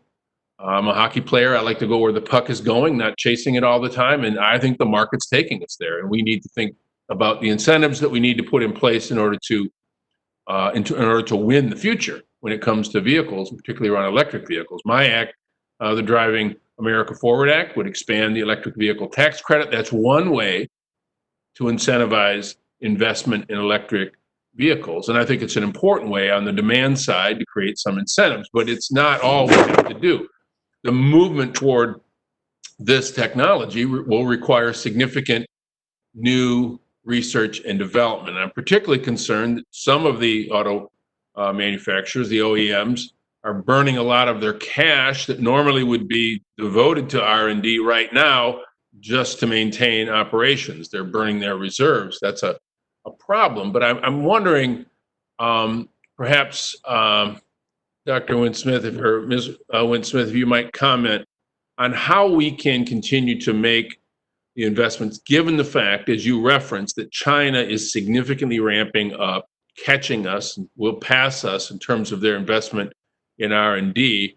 How can we continue to lean in, be competitive, invest, given the fact that we respect openness, we respect and embrace collaboration, and the synergy that comes from that, given the fact that China engages in all these practices that we know are destructive and actually, counter-competitive? Is there, their acquisition of trade secrets, all the things that they do? We live in a world of openness. We live in a world where we like to see that synergy. Can you talk a little bit about how we can continue to advance ourselves in terms of the R&D we do in this space, given the fact that culturally we have a different approach? One thing I think we need to consider in this new game plan for the future is to look at some of the legislation that was very timely when it was passed, but it needs updating. So one, of course, is the research and development tax credits, but also the Cooperative Research and Development Act, which gave some limited relief from collaboration with fear of treble damages and antitrust. And we really need to have more clarity on how, for instance, the U.S. automakers could come together without fear of antitrust actions coming to them to work on collaboratively and pool their resources around the next generation advanced battery technology, because that's really a holy grail for all of this. And so that's one thing that I would highly recommend, but also, looking at the tax credit on the research and development. But instead of everybody competing on the battery side, and there is the Advanced Battery Consortium that Argonne Lab and the universities participate in, some of the companies, but I think that needs to be accelerated in a big way. The second thing is really the state regulations, and certainly the Energy Regulatory Commission, state by state, that set a patchwork of regulations, and the extent to which there could be some national imperative to look at the electrification as a national goal and need, back to Dr. Xi's comments about demand, because right now we have a patchwork of state by state regulation that acts as a barrier. One thing that's an example from COVID is that we were able to bust through a lot of the regulatory impediments that have inhibited telemedicine. State by state was regulating it, and there was preemption because of the need to have telemedicine. So I think there's a lot that could be done on the tax, fiscal, regulatory environment, but to enable the pooling together of assets among these companies. And another area would be in the critical materials too that they need. Thank you. My time's expired. I really appreciate the testimony of the witnesses. Mr. Chairman, I yield back. Gentleman's time has expired. I now recognize the gentleman from Texas, Mr. Crenshaw, for 5 minutes. Thank you, Mr. Chairman. Thank you for holding this hearing. America really is the greatest nation in the world, best equipped to answer the world's challenges. We have the finest institutions, the brightest thinkers, and the structure of our country is set up so private citizens are able to change the world with their innovations. In fact, it's in one of our duties in the Constitution, Article 1, Section 8, Clause 8 of the Constitution, to promote the progress of science and useful arts by securing for limited times to authors and inventors the exclusive right to their respective writings and discoveries. Such an important line. Patent protection, personal property rights, the ability to sell your invention. It's because of these protection of personal property rights and private property and our willingness to invest in the big problems in a governing system that allows the testing and marketing of new products that have brought millions of people out of poverty and allowed for higher standards of living not just in the US, but around the globe. A lot of those innovators are here in Houston, solving problems of zero emissions electricity through natural gas at Net Power, which I've talked about a lot. curing childhood cancer at the Texas Medical Center, and of course, our very own Rice University, which is really a standalone powerhouse in innovation. I think we can all agree American dominance in finding a cure for coronavirus is important. And the fact that we are dominating that search reminds us that we still are number one.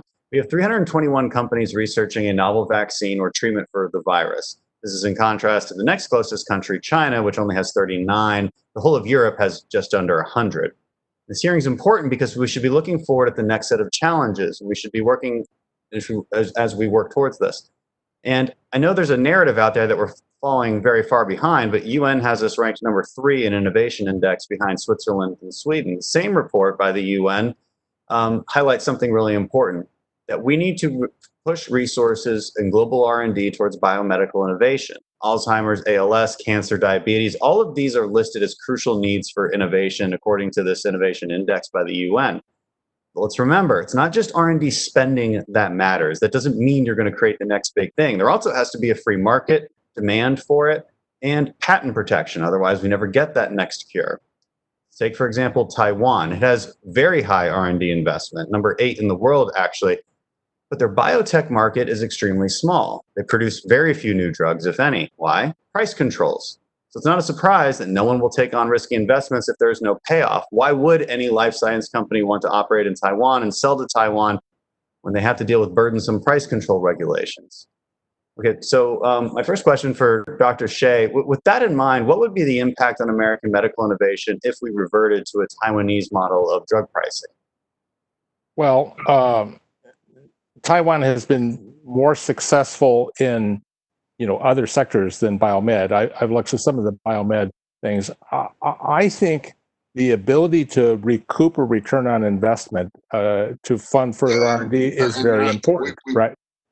And that's why patent protection is very important. Now, when we talk about the pandemic, okay, we also have instances, for example, where you really have a global health problem, right? Which I think was pointed out earlier, right? And those call for maybe, you almost have a market failure because the companies aren't incented to work on low-cost vaccines, for example, for poor regions, where in fact, the poor regions, if you don't get infection under control, there is going to come back to us.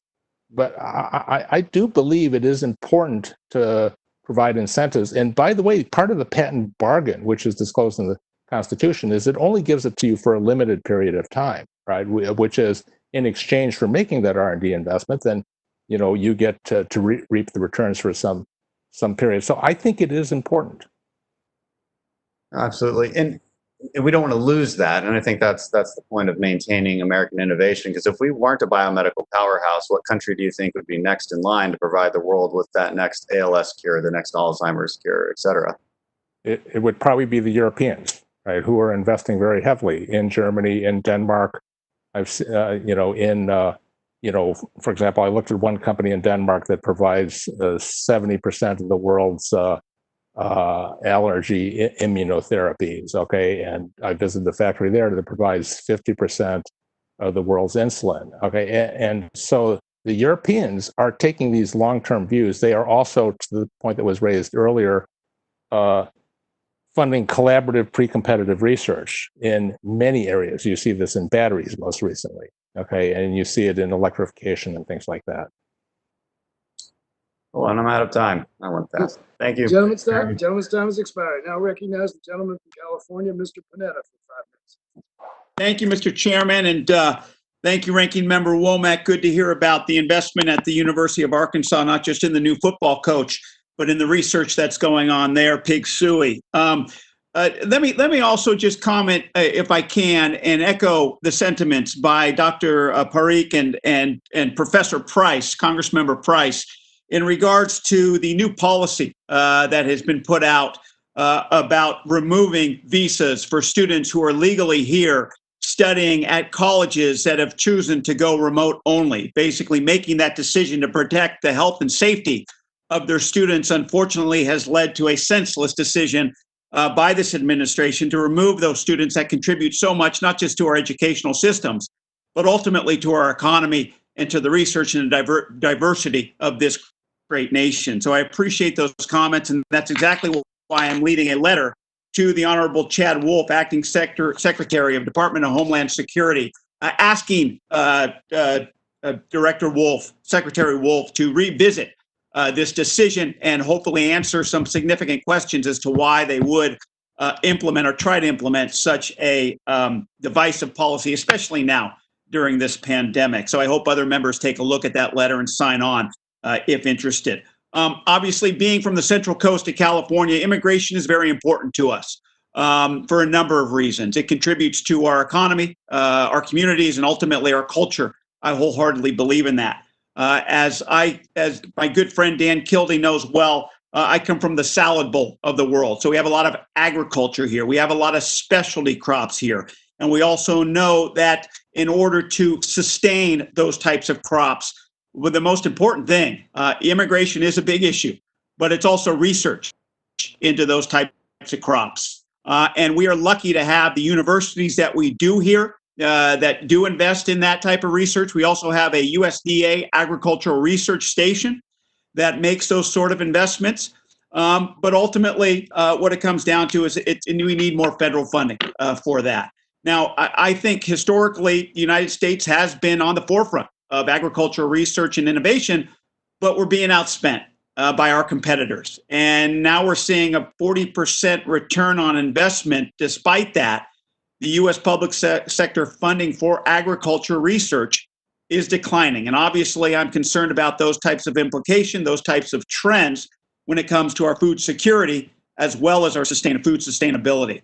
Now, in Congress, I'm trying to do my part in more ways than one than to just talk about the salad bowl of the world, but making sure that we actually get other members involved. And Rodney Davis, a Republican, and myself have started the Ag Research Caucus to highlight the importance of federal investments in agricultural research. But if I can direct a couple questions to Dr. Parikh and Dr. Romer, can you comment on the decline in U.S. investments in ag research and the potential implications of this trend in both our domestic and global food security, as well as any sort of solutions, especially when it comes to partnering with private companies as well? Thank you. Yes, the decrease over time is partly as a result of the success of the programs. The U.S. has become it is the breadbasket of the world, and our farmers have done a wonderful job of feeding the world. And a lot of that has come because of the work of the ARS and the USDA in transmitting the best information about how to make yields better, how to make crops better, and how to supply a product that the market wants. In terms of I actually think this is a perfect example of what Dr. Romer talks about. So I'll stop talking and let him talk because he's the expert in this. Of this move to useful research at a grand scale locally. Dr. Romer. Yeah, the agricultural research was one of the real successes in the pre-World War II system in the United States. And it was research that was spread throughout the country, that was focused on practical benefits. It's very important to the future of the world because we have to keep raising productivity to keep up with growing population and growing demand for meat. So, and it is the kind of thing which frankly has been squeezed out because professors in the top universities want to work on the cutting edge issues like genomics, which was very important basic science, but the bread and butter of agricultural research is being neglected. And so when I call for a return to what worked before World War II, it's not to take away from the new things in basic research we do, but to go back to supporting those things. Let me just say there's also potential funding mechanisms that could guarantee this. The commodity producers can levy a tax on themselves to, for example, pay for ads, if you remember the dancing raisins and so forth. I think we should be looking for ways for agricultural groups to tax themselves so that they're the ones who are actually allocating the research dollars. And they can use those dollars both to get practical research done in universities throughout the country, but also to encourage students to get trained in the kinds of skills and habits of mind that will lead to productivity increase in agriculture. Great. Thank you for those answers. I'm out of time. I yield back. Thank you, Mr. Chairman, again. Absolutely. Gentleman's time has expired. Now recognize the gentleman from Texas, Mr. Flores, for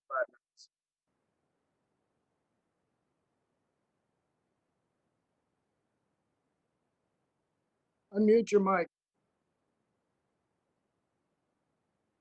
Okay, that's 2 times today I've done that. Sorry about that. I appreciate the testimony that we've had today, and I appreciate the value of the hearing. I've always referred to basic research as the seed corn for future economic growth and human opportunity. And in this regard, I appreciated Dr. Shee's opening comments where he said that government support of basic and applied research can fertilize the soil, but it takes private companies willing to make a long-term investment in risky R&D to build that, and that the role of the federal government should be to enable and support, not hinder the private sector to lead the way in restoring U.S. manufacturing capabilities and competitiveness. I represent 2 of the largest Tier 1 public research universities in the country. One of them, my alma mater, is the largest land-grant university in the United States, and it educates nearly 70,000 students annually, preparing them for cutting-edge jobs in Texas, the U.S., and actually all over the world. And with almost $340 million in annual research expenditures, Texas A&M University provides solutions to challenging national problems,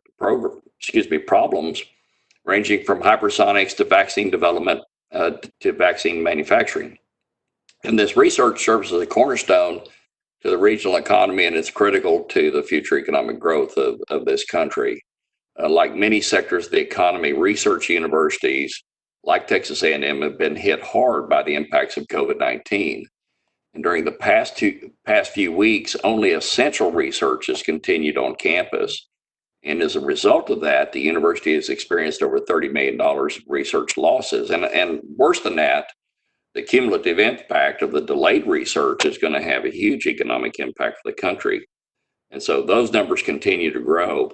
So given the importance of research for our present and future competitiveness, I support the bipartisan RISE Act, which includes additional resources to help offset those losses that are being experienced by the research institutions. I'd urge my colleagues to support the inclusion of these RISE Act provisions in the next relief package. I'd like to ask Ms. Wentz-Smith a couple of questions for you, if you don't mind. The first one is, during the COVID-19 pandemic, what do you think are the most effective ways to assist universities with their vital research efforts? Do you think funding research shortfalls created by lab shutdowns like we envision in the RISE Act is a wise public investment? Thank you, Congressman. Well, first of all, congratulations on the leadership and contribution of Texas A&M University. They're a very active member of the Council on Competitiveness and tremendous engineering and ag capability. They really are a star in our firmament of universities in the United States. I do think the RISE Act really is very important at this time, because if we allow the atrophying of a lot of these ongoing research activities, we will potentially lose the people. It's back to the people issue. And of course, it also links to the immigration challenge that we're facing right now that others have mentioned, in terms of ensuring the continuity of research, because the speed and scope of what we need to do across the board really cannot be interrupted without damaging, that infrastructure. So the RISE Act, I think, is a very important initiative for Congress to consider in the next phase of COVID relief. Having said that, I do think we're seeing tremendous innovation now coming out of universities in looking at their business models. And many universities are really still structured sort of on a 19th century model. And we've seen others that have moved very quickly to embrace lots of innovations in how they're delivering education involving young people in designing programs and things. So I would project that in the years ahead, our university system is going to look very different than it does right now. Having said that, we can't disrupt our research, and we need to make sure we have the talented people to keep that going. If I could just weigh in here, there's a very important issue here. The way to get research going again in universities is to do what Stanford Medical Center did, which was test every person in the medical center who is patient-facing and to test patients as they come back in. So they've reopened Stanford Medical Center, and it's operating just the way it did before. We could do this in every university if we use the testing resources that universities have available to them to test everybody and test everybody frequently, but to get back to the work on university campuses. And the bottleneck here is the CDC and the FDA, who are impeding our ability to do this kind of testing. Okay, thank you. Chairman Yarmouth, I have one more question, but you'll probably shut me down, so I'll submit it for the record. Go ahead. Since Dr. Romer wanted to inject that, you go right ahead. Okay, thank you for your forbearance. This question is also for Ms. Wynn-Smith. You know, as you brought up the people resources, which are, of course, our most important resource. As the pandemic continues, universities like A&M have made a commitment to continue paying those researchers, including graduate students and principal investigators.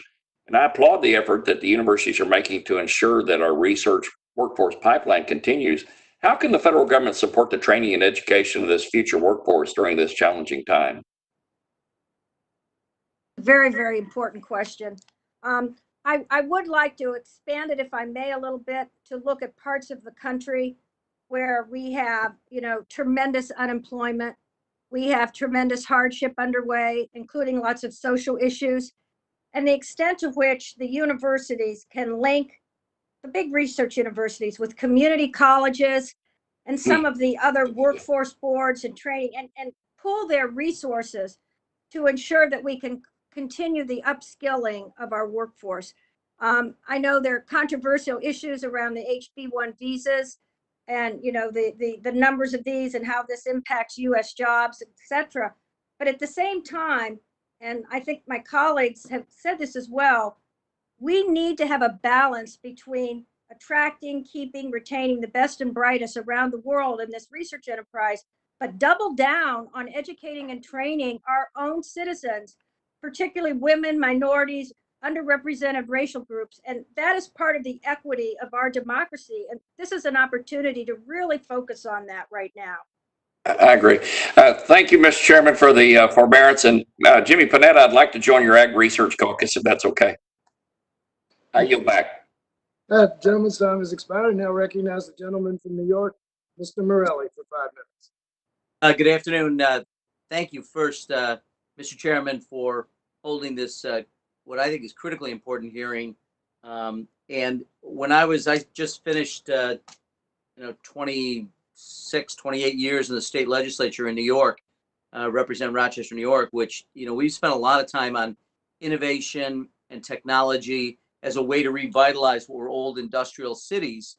And I know, Dr. Romer, we miss you at the University of Rochester. I know you spent part of your career there, so we claim you as part of our own, but well the challenge that we face. In fact, I was just looking at, I've been reading Jumpstarting America, which you may be familiar with, all the panelists written by John Gruber and Simon Johnson, who I had a chance to spend some time with both on the phone and at dinner recently. It actually talks about innovation as federal investment and why this is important.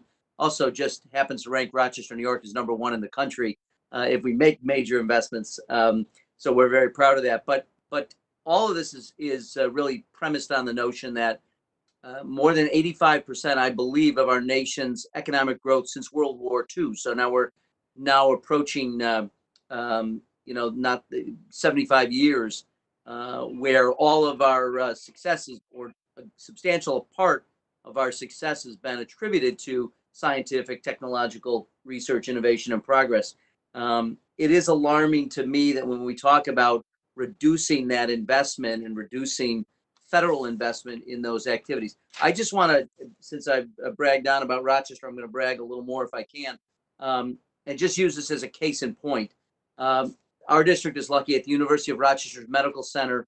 We're part of the New York Influenza Center of Excellence, one of the 5 international centers in the Centers of Excellence in influenza research and surveillance network. And we are one of only 9 of the National Institutes of Health vaccine trials and evaluation units, particularly appropriate given where we are with the pandemic. But this has been made possible for the past 5 years because the U of R has attracted more than $1.93 billion in sponsored research funding to the region, and is a national leader in translating discoveries into new technology. We have a brand new clinical translational sciences cluster that we've created. We're doing this around technologies, applications, companies that treat and cure disease, improve national security, sustainable clean energy. If we as a Congress continue to invest in federal research institutions across our country, just like the University of Rochester, probably like Texas A&M, and all of the amazing universities we have in the United States, we can do so much more to harness innovation and discoveries into commercially viable technologies and companies. So I'm proud to say that many of our U of R scientists are working right now in conducting clinical trials of vaccines, treatments, and diagnostics for COVID-19. But I do want to, and I apologize for the long intro, but I did want to ask Dr. Romer, what specific policies or general thoughts do you have about approaches that we should consider to help ensure that the immense scientific understanding and capacity of the United States is actually transitioned into use into the broader economy and its society at large? How do we make that transition? What should we be doing as a Congress and as a country to help that transition? I think there are two things. One is invest in people and then try and be the place where people want to stay and work.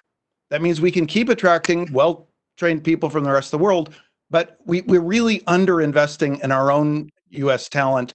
And this is why I think fellowship programs and an attempt to redo what we did with like electrical engineering, chemical engineering could be so important now. So invest in people and use all of our universities to carry out that mission. The second is, I talked about having agricultural producers influence what happens on university campuses. I think in Rochester, you see a good example of this in optics, where Kodak and then Bausch and Lomb encouraged work on particular questions and then encouraged training of students on questions related to optics, which turned out to be very important for lasers and a number of other kinds of applications. Direct assistance and I couldn't agree more. I will say this, that we have in the state and the federal government have both created a big optics and imaging manufacturing institute. The United States invested, the state of New York has invested, yeah. We invested $250 million on optics and photonics. Exactly what you're saying is to make that investment, and photonics, photons move faster than electrons. And I guess the way to say what I'm saying is that professors are a huge asset, a huge resource, but we need some other voices that are contributing to the decisions about where universities go. And if we gave fellowships, we could empower students to have a little bit more say. And if we put industry groups in a position to spend their own money on either research or training, that would bring their voices to the table too. Oh, very good. Thank you, Doctor. Thank you, Mr. Chairman, for another great hearing. Appreciate it. Gentleman's time has expired. I now recognize the gentleman from Virginia, Mr. Scott, for 5 minutes. Thank you. Thank you, Mr. Chairman. This has been a very interesting hearing. I want to thank our witnesses for being with us today. I'd like to ask a question to Dr. Parikh. You mentioned the value in getting and a need for data in order to make informed decisions in the criminal justice area. There's Deaths in Custody Reporting Act requires the Department of Justice to collect data on deaths that occur in jails, prisons, and in the process of arrest, but the administration has not followed the law and hadn't collected the data. If they had followed the law or would begin to follow the law, the information would be collected, would be demographic information and a brief narrative of what happened. If you collected that on deaths in custody all over the country, how could you use that data to make informed decisions in the criminal justice area? Thank you for the question, Mr. Scott. It's challenging. We have social scientists who are very interested in looking at this data, analyzing this data, and providing prescriptions. Sometimes you don't know what those prescriptions are going to be until you've seen the data and are able to analyze it. So I wouldn't want to presuppose that, and I'm a biochemist, so I want to represent my social scientists well. But what I will say is that they feel very strongly that with access to data, they can provide prescriptions for national policy, and at least inform policy. And transparency leads to that ability to analyze the data. And so they would argue very strongly that we need to have transparency of demographics, of data related to violence, of data related to incarceration. These are all points of question that my social scientist stakeholders within the AAAS would say are very important, and frankly could do a great deal towards working to make the world a fairer place. Well, thank you. I have one other question. I just posed to all of the witnesses. Dr.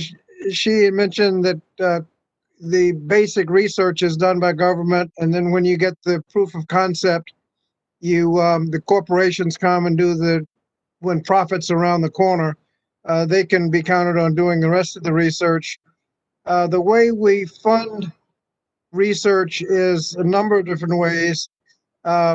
R&D tax credits where the corporations get to decide what they want to do, direct cash if you have something you want to research, or direct investments in NASA, in our energy labs, NIH, and things like that. How could you get better coordination? Wouldn't you get better coordination with the investments in NASA, NIH, energy labs? And wouldn't it be better coordination and more bang for the buck if that's where you put your federal dollars on research rather than let corporations go wherever they want to go? And they probably would have done it anyway. Well, let me suggest something. I think it's a very interesting question. I think we're actually at the threshold of an opportunity, okay? Because I think it's historically been the federal government's role to fund basic R&D, but the government can also, especially in this pandemic recovery phase, when we're going to be spending a lot on infrastructure, I think we can also create demand, right? So there'll be push on the supply and a pull from the demand, which would cause people to invest in particular areas, right? So, I mean, we're seeing a microcosm of that right now with vaccines and therapies for COVID-19, okay? But I think there are other areas, for example, where if we want to spend on infrastructure, I'm a big fan of grid modernization, right? Especially if you're from California, you know how obsolete our grid is, how vulnerable it is to disruption. Okay, but if there were investments, infrastructure investments, and grid modernization, it would drive a whole bunch of R&D, for example, in silicon carbide power devices, right? Energy storage technologies, group 3-5 semiconductors, and a whole bunch of other areas, right? So I think taking a more holistic and I would say strategic view on that, we really have an opportunity coming out of this crisis to do that. Could I get Dr. Romer to comment very briefly on that question? I think it's important to remember that we get huge benefits from a decentralized system that can focus on different issues. For example, at the University of Minnesota, they developed a technology for pelletizing iron ore, which was crucial for exploiting its iron ore reserves. And it's turned out to be very important in many other areas. A nationally controlled centralized system might not have focused on pelletization, but the local forces in Minnesota encouraged that kind of research. So that was federal funding, I would imagine, federal or state funding. Not no, it was really the federal government's support for the land grant institutions. So the federal government provided the background resources, but the actual decisions about the spending and the research to pursue were made locally. So I think we should be open to a system that allows a lot more decentralized decision making on the specific research projects that are pursued. Well, thank you, Mr. Chairman. The point I was making, if you spend a lot of money on R&D, the corporations get to do it. If you do things like fund the research universities, fund NASA, fund energy labs, fund NIH, it gets decentralized, but I think you get a much better bang for your buck. By the time the corporations get around, the basic research is done, profits around the corner, and they probably would have done most of that anyway. So thank you. Appreciate your indulgence. Well, it's the other man with a gavel on the committee. No problem. Gentleman's time has expired. I now recognize the gentlewoman from Texas, Ms. Jackson Lee, for 5 minutes. Thank you very much, Mr. Chairman. Can I be heard?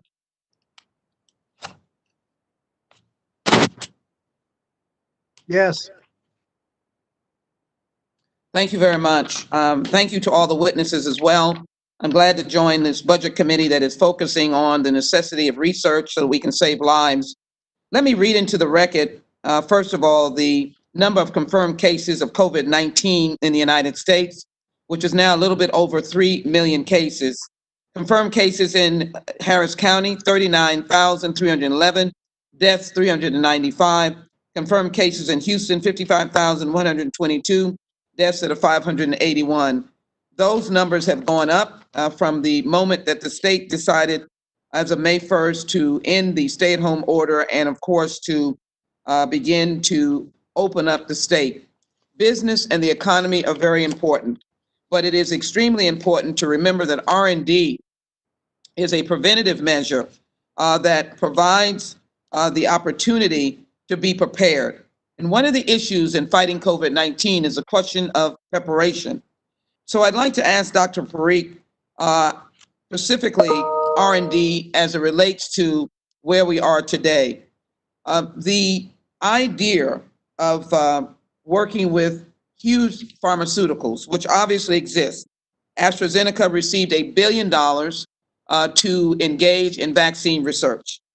A small company like Greffex, Greffex Incorporated, and some of the clinical trials that are going on here in Houston have had to struggle to get the attention of the federal government.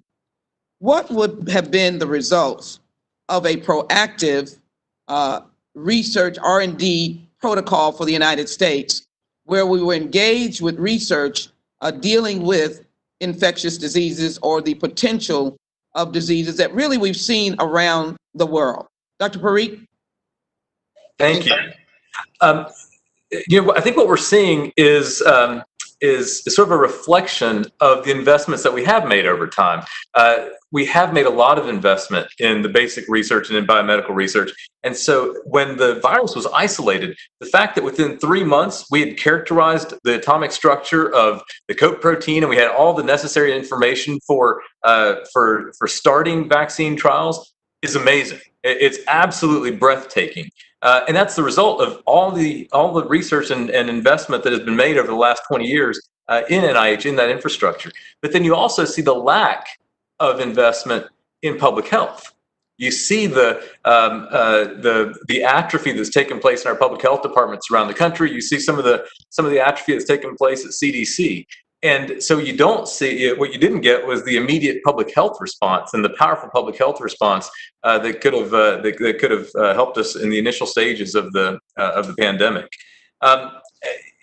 We are. I think we should be very careful in terms of how we're guiding the science. So there's this a research project that was looking at bat coronaviruses that had some field work in China. And that work was canceled by the administration. And one of the things that I really worry about is scientific integrity. And there are lots of reasons, and administrations are within their rights to cancel research projects, but they shouldn't make the scientist the instrument of that cancellation. Thank you. Thank you very much. My time is short. Let me proceed, and thank you very much for your answer to Deborah Wynn-Smith, the Honorable Deborah Wynn-Smith, on my specific point about the value of competitiveness in the United States and the importance of building a body politic of small researchers to be able to engage in competitiveness. And as I indicated, there are clinical trials going on here in Houston, Texas, dealing with COVID-19 that are not able to pierce the structure in the federal government, and therefore their research is languishing. I think the comments of Dr. Parikh were important about the infrastructure of public health, but it also is important that we do follow the science, but that we also have the R&D structure, the funding for R&D, that we promote all of this research that's going on in the United States that may not be the size of AstraZeneca. Would you respond? Well, one thing I think is a very interesting model is how some states, and this is a leadership issue, but some of leading universities are coming together and forming their own consortiums to identify within their own respective research environments potential innovation and pulling their assets together to both identify and help that. So we know, universities have special funds for startups. Some of them have actually venture capability, but doing that at a state level more collaboratively, and also leveraging with state resources, the SBIR grant, stage 1 and 2, you get a critical mass is one path. Because I think you're completely right. I hear every day about, oh, somebody has the answer to testing. How do we get to the FDA, for approval? And so I do think that, yes, there's the federal level, the White House Science Office really should be playing a role coordinating some of this, but it would be very exciting to see how some of the states themselves and the universities within the states could pool their resources to help on identifying and promoting these startup capabilities coming out of their assets. And the other thing I think I'll mention is, we've talked a lot about demand and the mission focus, but certainly, this is now a national mission to ensure that we have the preparedness, we have the anticipatory R&D investment. So the next time we have a pandemic, and there will be one, we can respond in a resilient, adaptive way and not be scurrying around the way we've had to do this time, really for a lack of organization, I think, not capability. No doubt we should leave out the small competitors who have possibly a potential for vaccine, for a cure, or for good research. We should make sure they're part of the solution. Absolutely. Thank you. Thank you, Mr. Chairman. Absolutely. Gentlewoman's time has expired. I now yield myself 10 minutes. Let me at the outset thank all the witnesses for your responses, your testimony, and your candor. And it's been an honor to have you as part of the hearing. When I became chairman of the committee, one of the things that I decided in a way we could reimagine the committee was to talk about different subjects and how they will impact the budget going either presently or going forward. So we've had hearings on immigration policy and climate change. Ms. Wynn-Smith, I know you talked about artificial intelligence. We're going to have a hearing on artificial intelligence and how that might impact the budget. So the focus has always been there are other committees of jurisdiction for these subjects and these issues, but they all have budgetary implications, and that's what we're doing today. So I think where I would like to start is in talking about R&D.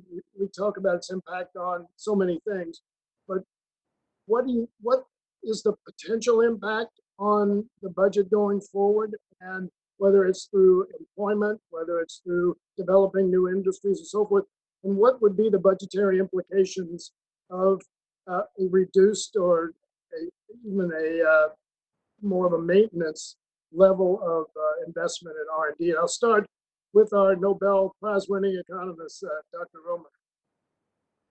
So I think the investments the United States has made in its university system, in its primary and secondary education system from the very beginning, those investments in institutions that raise our skill, that produce human capital, these have been the highest return investments that we've ever made.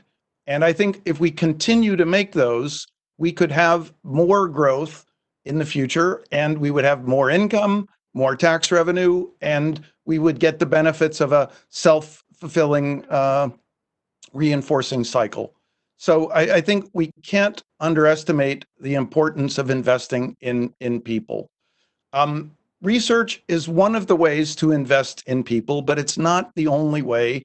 And I think we should really look very carefully at the National Defense Education Act from the 50s and the kind of indirect support the feds provided for education throughout the nation. And in closing, let me just reinforce this point that it's wonderful to be able to draw on talent from all over the world. It's wonderful to encourage the flows of ideas throughout the world, but there's something wrong that we can persuade so few of our citizens when they're in school to continue on in graduate school. And we can fix that, I think, by giving the students more control, not making them like serfs working for professors, but empowering them to pursue a career that is exciting to them.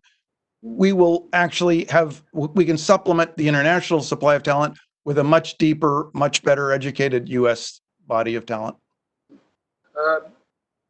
Ms. Wood-Smith, this is one of the, I guess, the emphases of the Council on Competitiveness. How would you respond to that question? What is our potential downfall if we don't do enough, and what is the potential upside? Well, I very much agree with what Dr. Romer said, so I will give a little different answer in that we really are living right now in a very low productivity era. And in order to jumpstart our productivity, which really is essential in order to increase the standard of living for all our citizens, we have to really invest in what are going to be the drivers of next generation productivity. And it really is going to come from not just the research and development investments at universities and labs, but how we commercialize at scale all of these capabilities to drive the new industries, products, and services of the future that create value and jobs, that are high paying for all of our citizens.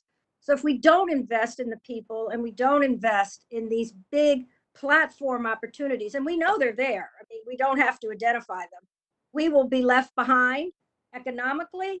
We will lose global influence. We will not be able to invest and contribute to global grand challenges in food, energy, water, climate. And our national security will be very, very weakened. And I think today the two come together. You can no longer divide the impact of our economic success from our national security needs as well. So we have to invest in the people, the platform capabilities, and the infrastructure to deliver it. Dr. Parikh, I'd like to address that also, but let me add one question to you. In your testimony, when you were talking about the model needing to be adjusted, the Vannevar-Bush model needing to be adjusted, you mentioned that the federal government should assume a quarterback's role. If you could explain what that means. Yeah, it's not a perfect analogy, but the federal government is the largest single contributor to that ecosystem, and the federal government can contribute in ways that Vannevar-Bush never even imagined, right? Because there are many models for funding. Dr. Romer has talked about the need to make sure that our land grant universities are strong. There are so many different ways. You can fund investigators directly. You can fund ideas. You can fund students. We have to have that approach of creating an ecosystem, many different paths to success, because those paths are now what is driving everything. He never imagined that we would be collaborating with that the pharmaceutical industry would be a global industry where research that was happening here was going to be complementary to what's happening in Europe. We have to make sure that this new model takes all that into account and then is really a broad spectrum support by the federal government. But then some of the platforms that we spoke about earlier, the federal government can identify those and point us in those directions. That's not so that there's nothing outside of that, but certainly coordinating roles for infectious disease, coordinating roles for artificial intelligence. We know that these are going to be important platforms. We have to make sure we're investing in them. Dr. Shi, you want to respond to that question? Well, so let me respond to your original question. And that's what I meant. I agree with what Dr. Romer and others have said so far. Okay, one of the other things I want to highlight is that our investments have been made over many decades, and they've been substantial, right? And they will carry us for some time if we fail to invest enough, but it will decline. We've already seen that in some industries, okay, and it has a long tail, okay? And then rebuilding that is going to be much more expensive, okay? So we just have to recognize that time lag as well. We're already in the decline in many areas where we can't do those things in the US anymore. All you have to do is look at the source of publications in many fields, and you see it has already shifted to Asia. Okay. So it's a long-term investment. Okay. It's beyond one election cycle for sure. Right. But, we need to think in terms of decade type goals. Right. I mean, when I was growing up, I used to make fun of China's 5-year plans. Right. Because, Mao Zedong, well, we're going to do deep tilling and he causes a famine in China. Okay. But one thing the Chinese have done well is this kind of long-term planning. Okay. And they learn from their mistakes as well, right? And so I've become less critical of that. As like it would be nice to have kind of that longer term vision, especially when it comes towards capability building and people development. And I come back to the capabilities are embodied in people. The people are everything, right? And so our university system has been tremendous in feeding that pipeline. One of the things I'll add is like, you don't think anybody in China who has, seen what's in the US and see the opportunities available wouldn't rather live here? They have the chance. Okay. And so we continue to be in the place that is the most attractive destination in the world. Let's not screw that up. I appreciate that. And getting to the issue of personnel and talent and so forth, this really is a long-term project because we need to start figuring out how to get young people attracted to the field, because you can't just say to somebody who's a senior in high school or a junior in college, okay, go into research. It has to start much younger than that.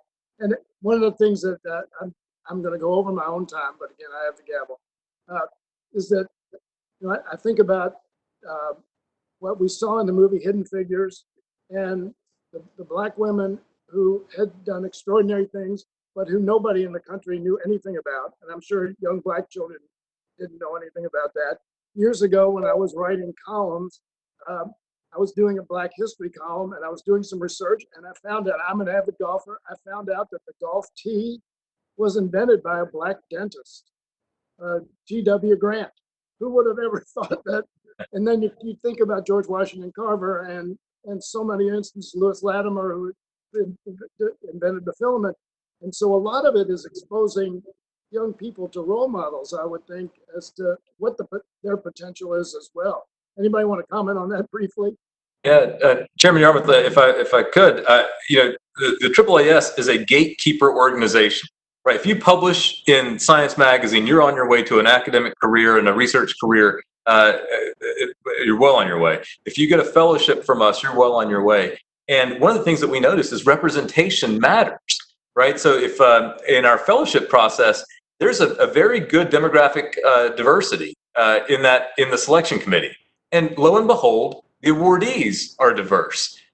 When you look at our editors of our journal, it's not as diverse, and you see that the publications are not as diverse. There is something very important about representation and mentorship that we have to make sure that we are not letting this moment hurt. And I'll just speak to this moment for a second.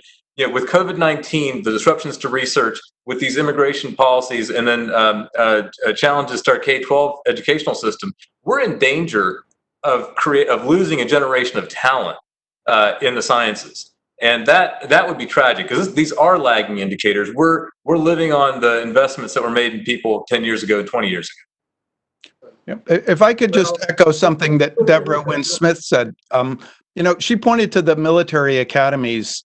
The United States government, through the military, has done a very good job on many issues about inclusion and diversity. And they show that if you commit to the principle that everybody can participate and contribute, and you live by that standard, you can make that happen. So I think they should be a model for how the government requires all of our other institutions to do as well as we've done in the military.